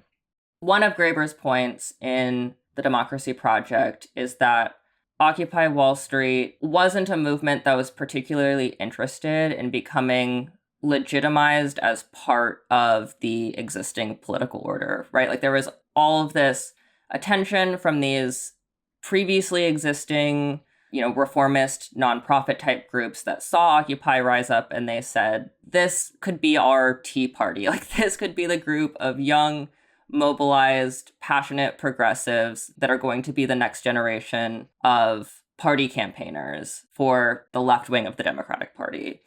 And there was a lot of resistance within Occupy to becoming incorporated into the existing political structure like that, because the critique of the existing political structure was so core to the messaging of Occupy and the opinions of the people who were participating in Occupy, at least the people who sort of were participating in early on and helping get it set up. And so because of this immediate inherent distrust in the existing political systems, the existing political parties and governments, there wasn't a desire to become a part of it. And that's not to say that there were no potential reforms that could have come out of Occupy that would have improved the political system to some extent, but that the movement as a whole was more interested in delegitimizing the system and showing people how illegitimate the existing government structures were than becoming part of that system, you know, becoming the furthest left-wing sector of the party system. So yeah, I think like demands could have been used to better communicate the messaging of Occupy, but that can also take different forms. That doesn't necessarily have to take the form of demands. So I don't know. I feel like I've been a really like pro-demands, like you have to have demands kind of person for a lot of time. But I don't know, something about reading the Democracy Project in relation to Shock of Victory kind of made me come around to like, okay, maybe in this instance, like that was the right move, or at least it makes sense to me. Yeah, and I think looking back on the impacts of Occupy, the lack of demands didn't prevent the explosive growth of Occupy over a period of a couple months. And then also the social and cultural impacts felt since, I think, in terms of like class politics and also awareness around social justice issues. And there was this percolation between all of these different community groups and the anarchists and the communists and the social democrats and, you know, people who just came off the street, saw the videos on YouTube, were inspired by it. And I know that there was connections made in my life that have stayed with me since.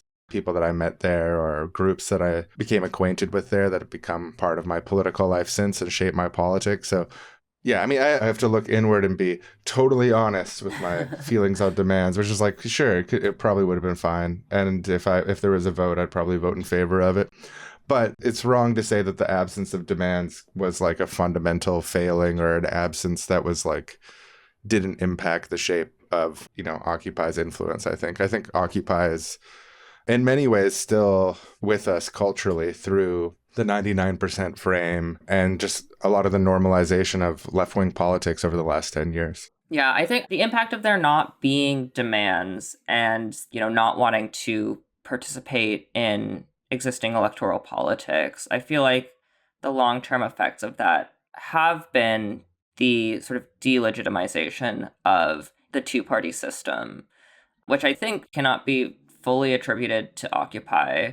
But I think it is true that there has been increasing lack of faith in the Democratic Party by left-wing and progressive people. And that I think is a victory, right? I think it is true that the Democratic Party, if it ever had a left wing that was susceptible to influence by left-wing forces, it's no longer true. And I think that's been shown by the fact that Obama campaigned on this very progressive grassroots platform and then failed to follow through on any of those promises once in office. And then once again, Bernie Sanders, 8 years later, campaigns, I think, on an even more radical version of this progressive grassroots vision and is completely sidelined and prevented from being a legitimate candidate within the Democratic Party by the existing power structure of the Democratic Party.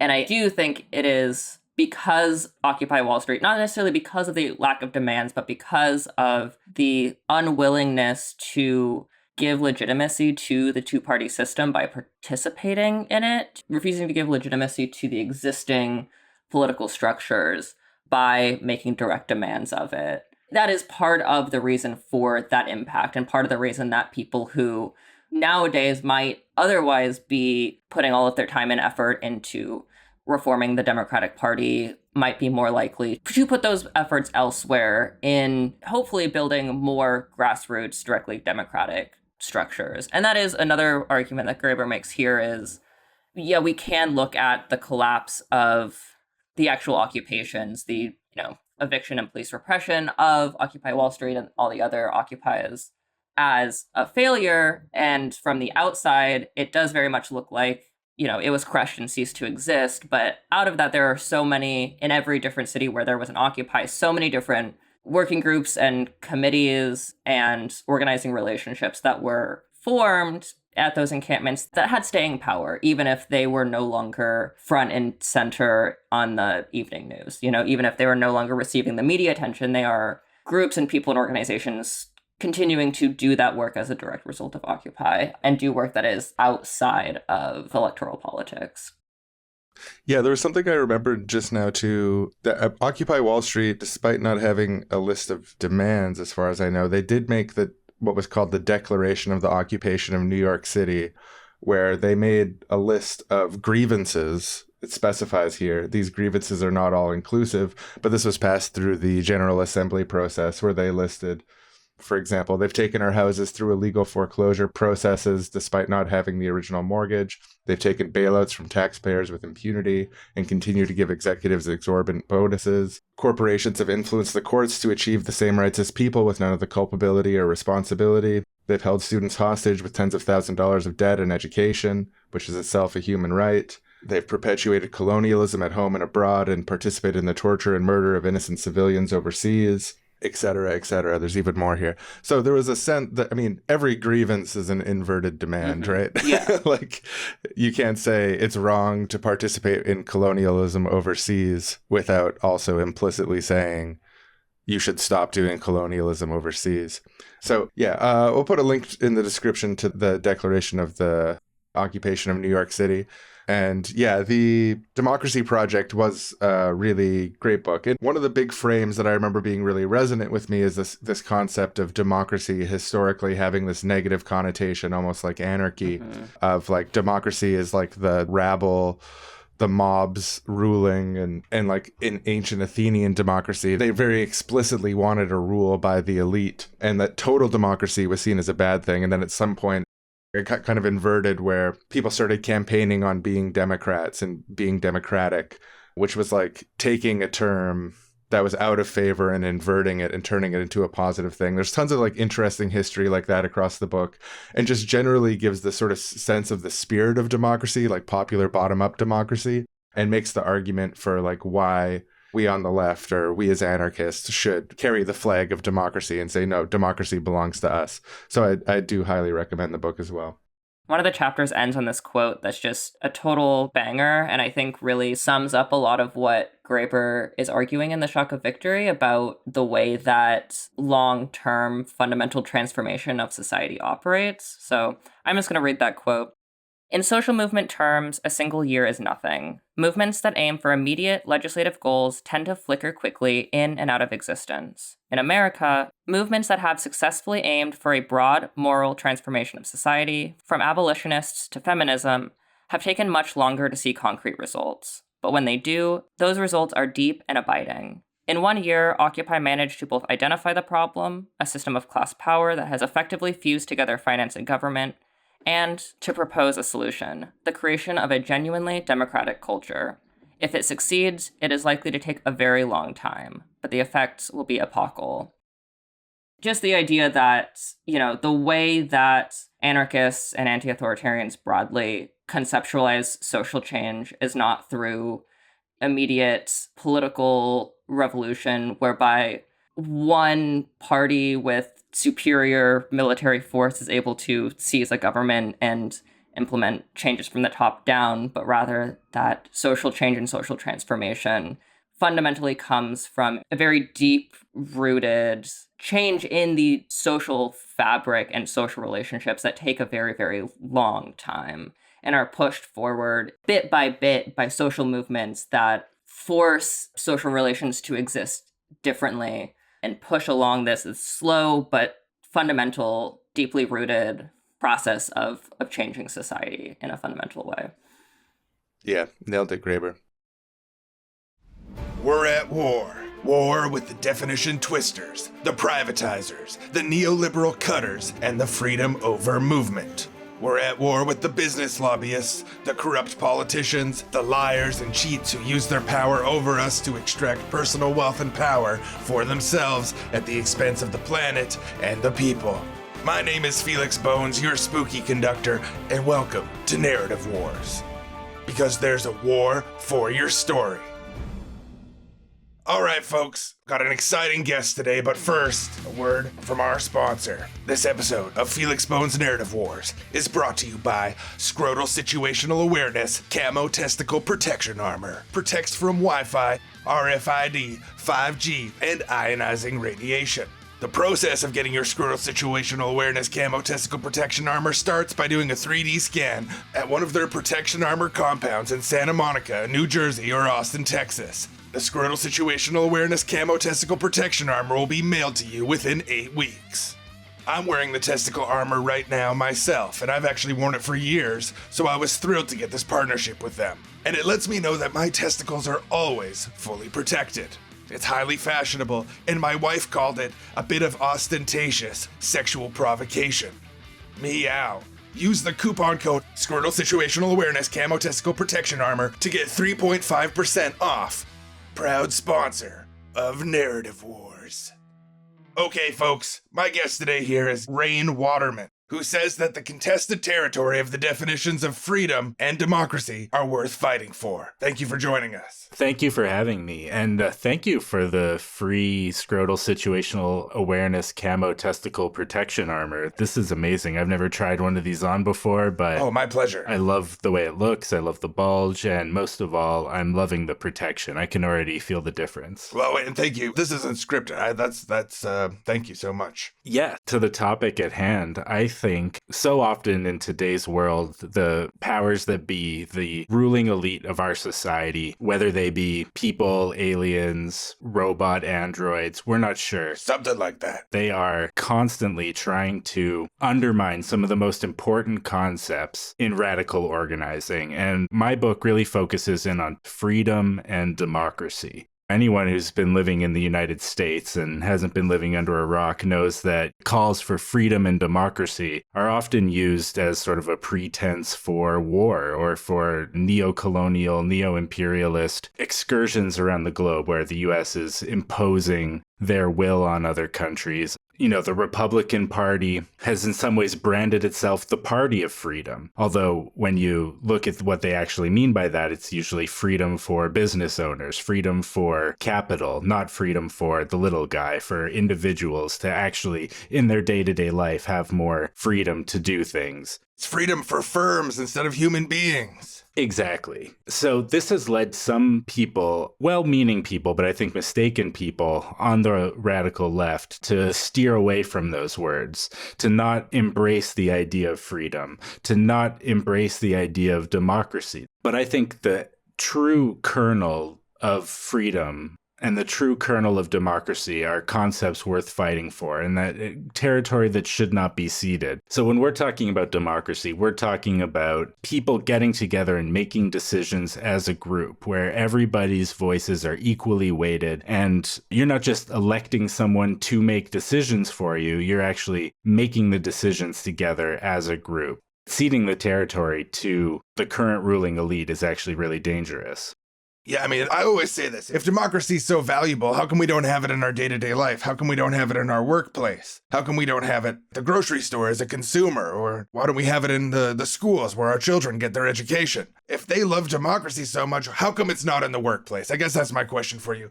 Why is it that each workplace is run as a private tyranny if they love democracy so much? You've hit the nail right on the head. They don't. They hate democracy because true democracy is a form of true freedom, and there's nothing they hate more than true freedom. Think about the freedom that people would have in their lives if their basic needs were taken care of, if they weren't forced to work just to earn enough money to live. Think about all the freedoms that the government's currently trying to restrict around the world. The freedoms to abortion, the freedoms to transition, to be transgender openly in public, the freedom to study what you want at university and college without incurring massive debt that follows you around for the rest of your life. Same thing for medical care. They hate freedom. They hate freedom and they hate democracy.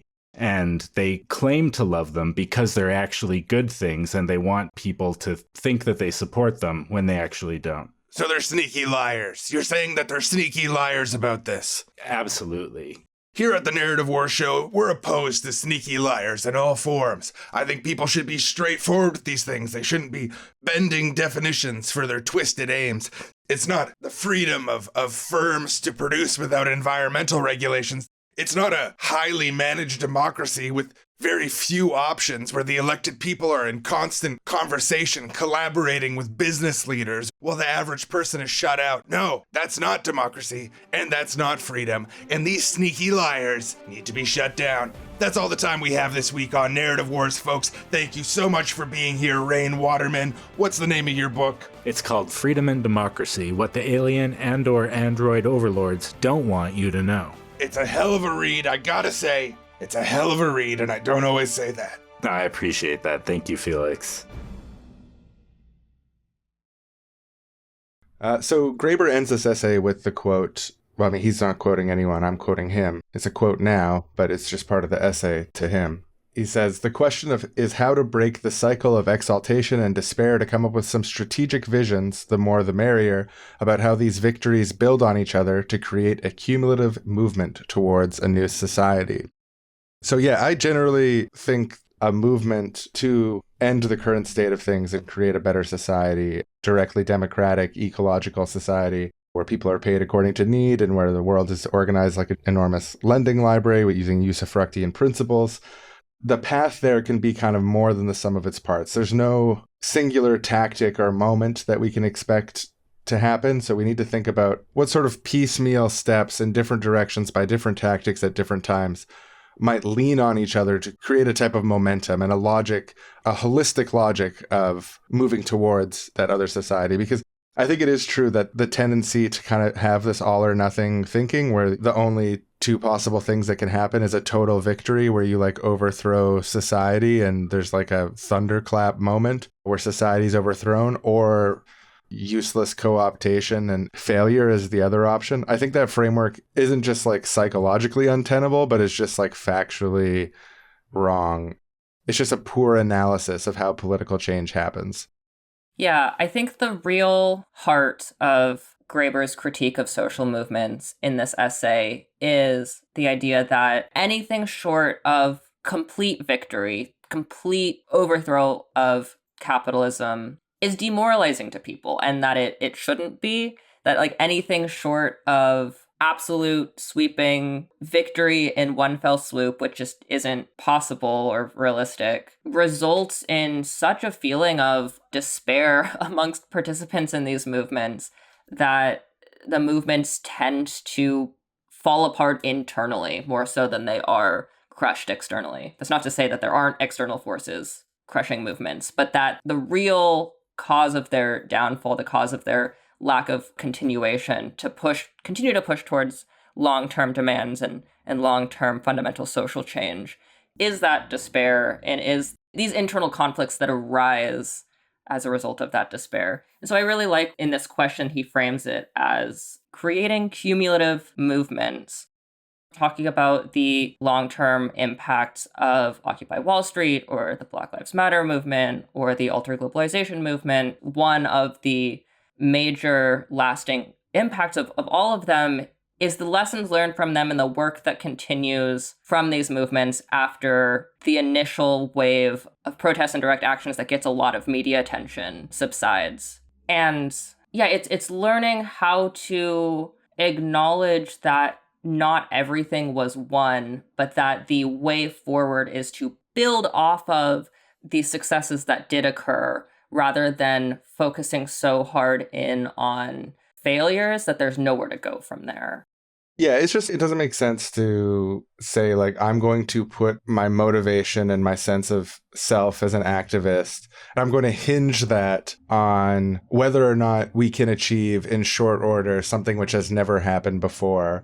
And if at the end of this process, at the end of this wave of movements, we haven't achieved this totalizing transformation that's unlike anything we've seen before, then the natural response to that should be despair, because that is such a realistic goal that we've just failed to meet somehow. I think we need to have a holistic vision. A lot of these movements have overlapping participants from movement to movement, and people say there's a bunch of protests around trying to stop some new oil and gas development or something like that. At the end of that, there could be a victory, there could be a failure, or there could be a half victory, usually some sort of half victory. But then you have all the people who are participating. If we're doing our job right, people are being kind of trained and oriented towards how to take those lessons into the next thing. And whether that's opposing police violence, or it's another climate project, or it's a project of democratization, or fighting homelessness and getting people the housing they need and things like that. I think in general, like, we need to have a meta view of each of these component parts of pathways to transformations to better societies. They are a good in themselves if we do them right. That is, if we do them in ways that are participatory, which build people up, which spread information. If we do things like democratic processes where people get to experience what it's like to participate in a group where your voice matters, that all of these things together, they can kind of fit together over time. And like Graeber was saying in that quote that you brought from the Democracy Project book, it's like, if our ultimate demand is very big, which it should be, which is a reorganization of society along ecological and democratic lines, then there can be a bunch of outposts of that plan which come and go, and sometimes they have a victory behind it and sometimes they have a partial victory. But we also have to have a kind of confidence that our ideas are right enough to convince people, that they're moral enough to be worth fighting for, that they're achievable over a long enough time frame, and that even when things go bad, they're learning experiences as part of a bigger process. So I think like on the despair front, I think that kind of logic can help combat despair. And it's the type of thing that we need to be talking about to build people up who feel that sense of despair sometimes when things don't go your way. I mean, like any movement nothing's guaranteed in the world. And every movement, every political movement that's pushing against the flow of, standard business as usual society, we need to bake into our assumptions going into that we may very well lose, but we don't fight because we're guaranteed to win. We fight because we want to liberate people. We fight because we want to make the world habitable for people into the future. And we fight because we're fighting for what's right. So yeah, keeping focused on those kind of goals while also having some flexibility in terms of our expectations of like what is sufficient terms of victory, and if not victory, just adequacy, because something doesn't have to be some resounding victory to be adequate and to move on and move into the next thing. I think all of those things together can really help to have kind of like a healthy psychological process of activism. Yeah, I also think when we're talking about these really long-term fundamental reorganizations of society, when we're talking about success and victory, like these might not even be necessarily the best frameworks. I think it's the framework that Graeber uses because it's how people who are participating in these movements try to frame it. But most things are not, a clear-cut success or a clear-cut failure. It is one piece of the patchwork towards creating that holistic push towards a more just society. And yeah, when we allow ourselves to get too caught up in the despair, and I don't want to make too many generalizations here because I know that people are motivated by different things. And some people are much more motivated than I am by the negative emotion side of activism, the anger at the unjust world. And not that I'm not motivated by that anger, but I do think by and large, when we get caught up in the despair of the lack of complete victory, what ends up happening is people get burnt out, they become cynical, and they stop showing up. They don't come out to the next popular movement that arises, and the result is this lack of institutional knowledge, right? It's like the college campus activism syndrome, even if it's not happening literally on college campuses, like because so many of these movements are spearheaded and pushed forward by young people, very often, someone participating in Occupy, it's,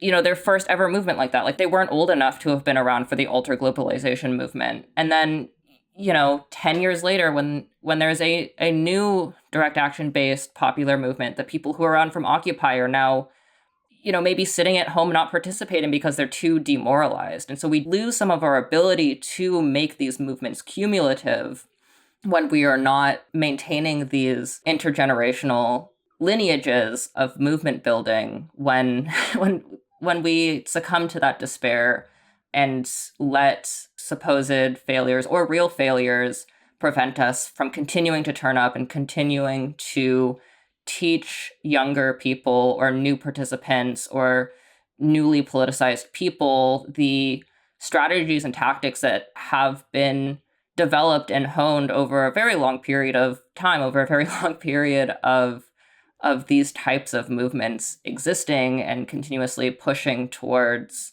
better and better outcomes. And so I think that is one of the biggest impacts of the shock of victory phenomena is, when the movement falls apart and people succumb to despair, they are no longer active participants in the movement and are no longer able to contribute their knowledge and expertise and skills towards continuing to build the movement. Yeah, and it impairs our ability to make very achievable things happen when we lose out on people who are chasing kind of a fantasy version of how things might go. Yeah, it's weird. It's just thinking of like how to appropriately talk about this without generalizing, but like I think part of the thing that's given me stability over long-term participation in leftist politics is that I do generally keep my expectations pretty low. Mm-hmm. Like I think about the society, the full society that I want to participate in creating, and I use that utopian kind of vision as a way to orient my work and to think about what steps can be done in the present that I think are achievable, that are consistent with that long-term vision.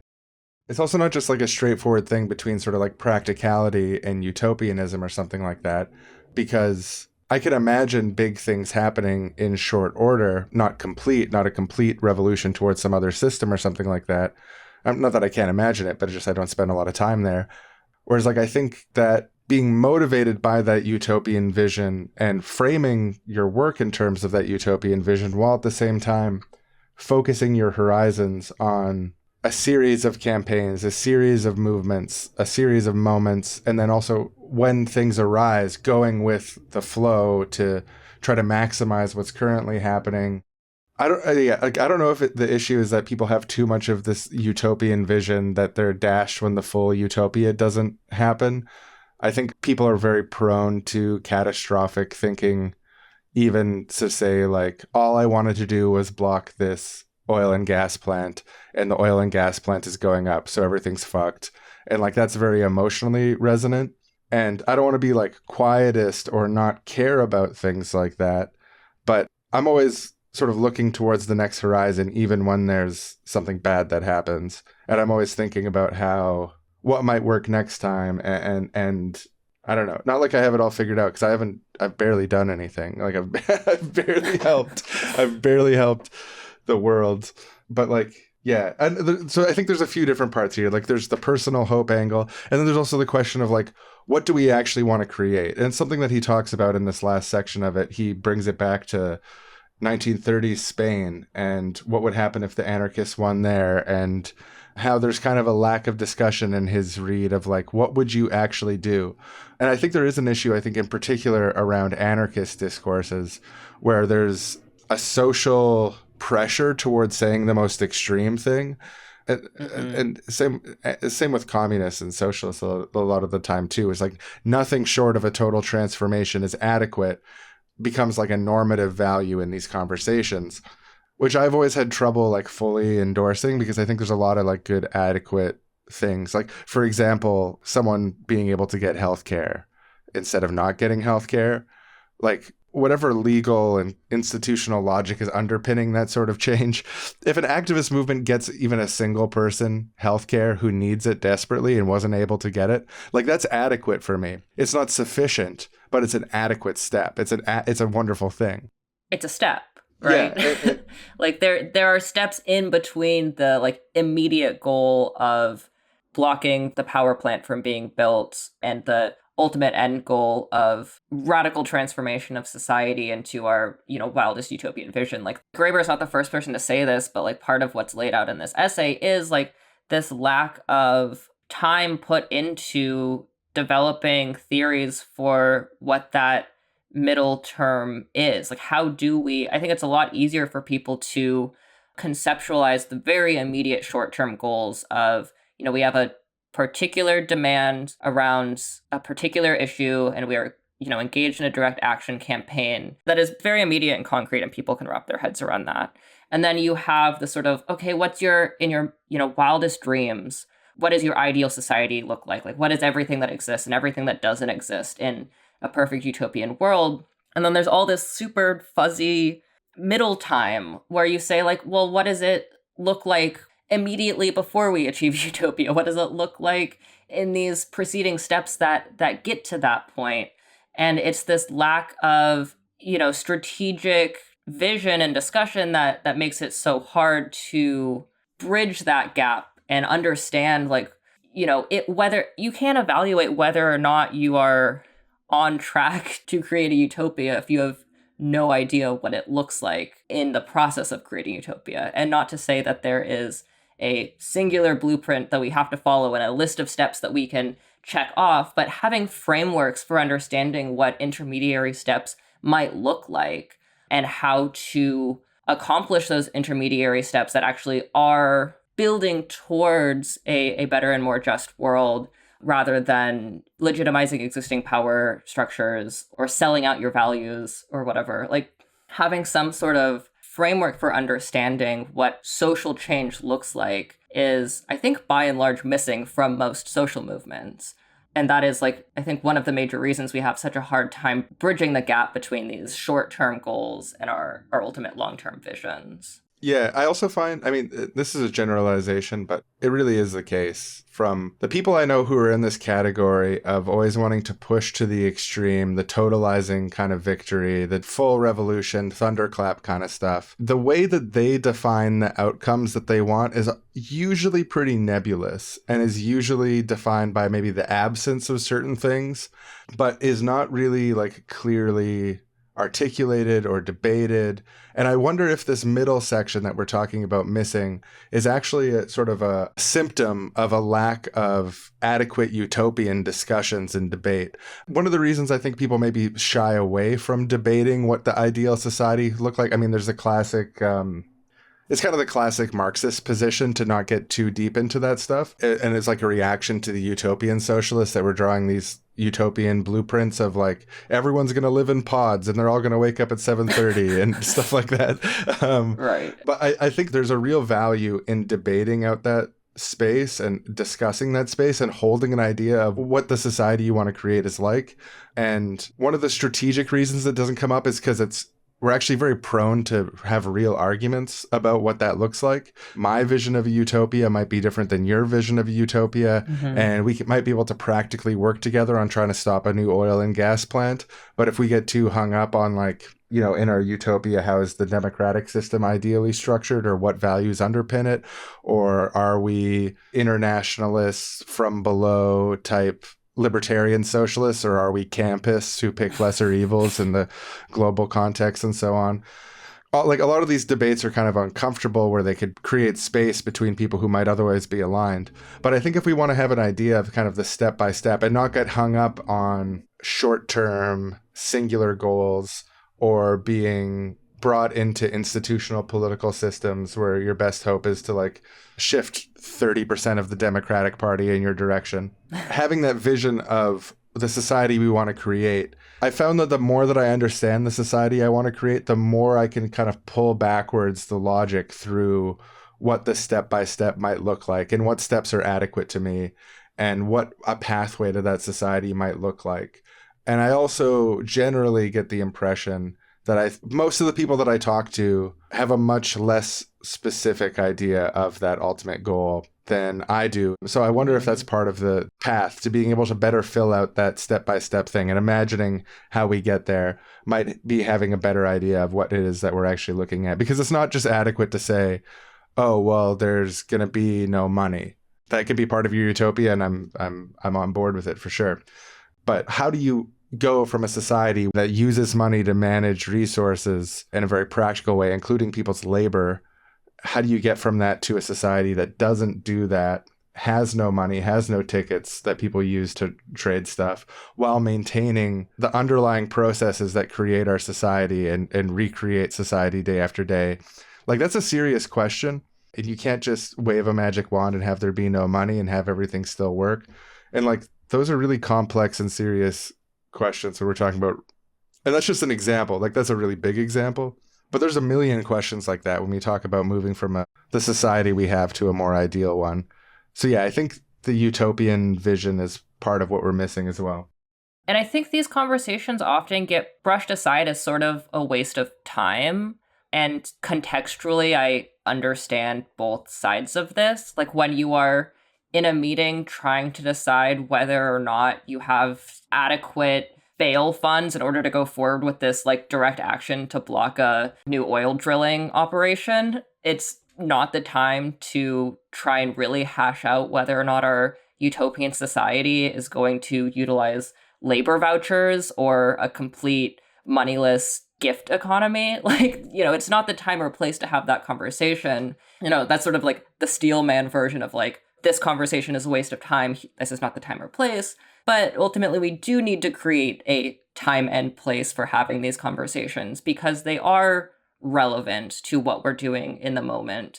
They are relevant to how we decide to structure our popular assemblies and direct action movements and so on, because these things should all be building towards and accumulating towards more fundamental changes. And so, yeah, like finding time to have those conversations and finding time to have those conversations outside of academia and, outside of podcasts or whatever. Like, I think, like academic intellectual discussions can be part of this. Leftist media that explores these questions can be a part of this, but it also needs to be happening within movements somehow, because as Graeber says in this essay, like these strategic discussions are so rarely had because a lot of times people either don't have a vision of what they're actually working towards, or because there are really truly fundamental disagreements about what is being worked towards, and people would rather not admit that. Like, he sort of calls out liberals particularly for this, as well as like Marxists and state socialists, for not necessarily wanting to be straightforward with what their end goals are, because they know they won't necessarily be particularly popular within movements as a whole. So that's another reason why like actually having these strategic discussions, these like long-term social change, what are we actually building towards, discussions out in the open within the context of social movements is important. And there needs to be time and space made for that sort of discussion, and not just waved away as like, oh, well, that's not relevant to us immediately right now in the moment, therefore this conversation is not relevant at all. Yeah. The world's not organized in terms of like, we don't do the most important thing first, the second most important thing second, like if you're making everyone's revolutionary calendar and it's like, well, there was actually no time in the revolutionary calendar to like go to the park with your friends or whatever. So like, yeah, there is wrong times to have this conversation, sure. Sometimes there's a very pertinent issue in front of us, but in general, we should definitely find time. Speaking of time, this is a nice long episode. Well, thanks for coming on it, Franz, and talking about this essay with me. Really interesting stuff. And hey, audience, turning towards listeners, what do you think? Why don't you sound off in the comments about the various things that we said at various times in this episode? But yeah, thanks a lot, Franz. Yeah, thanks for having me on. Had a lot of fun. Bye-bye, everybody. I hope you're doing good. Bye. Bye-bye.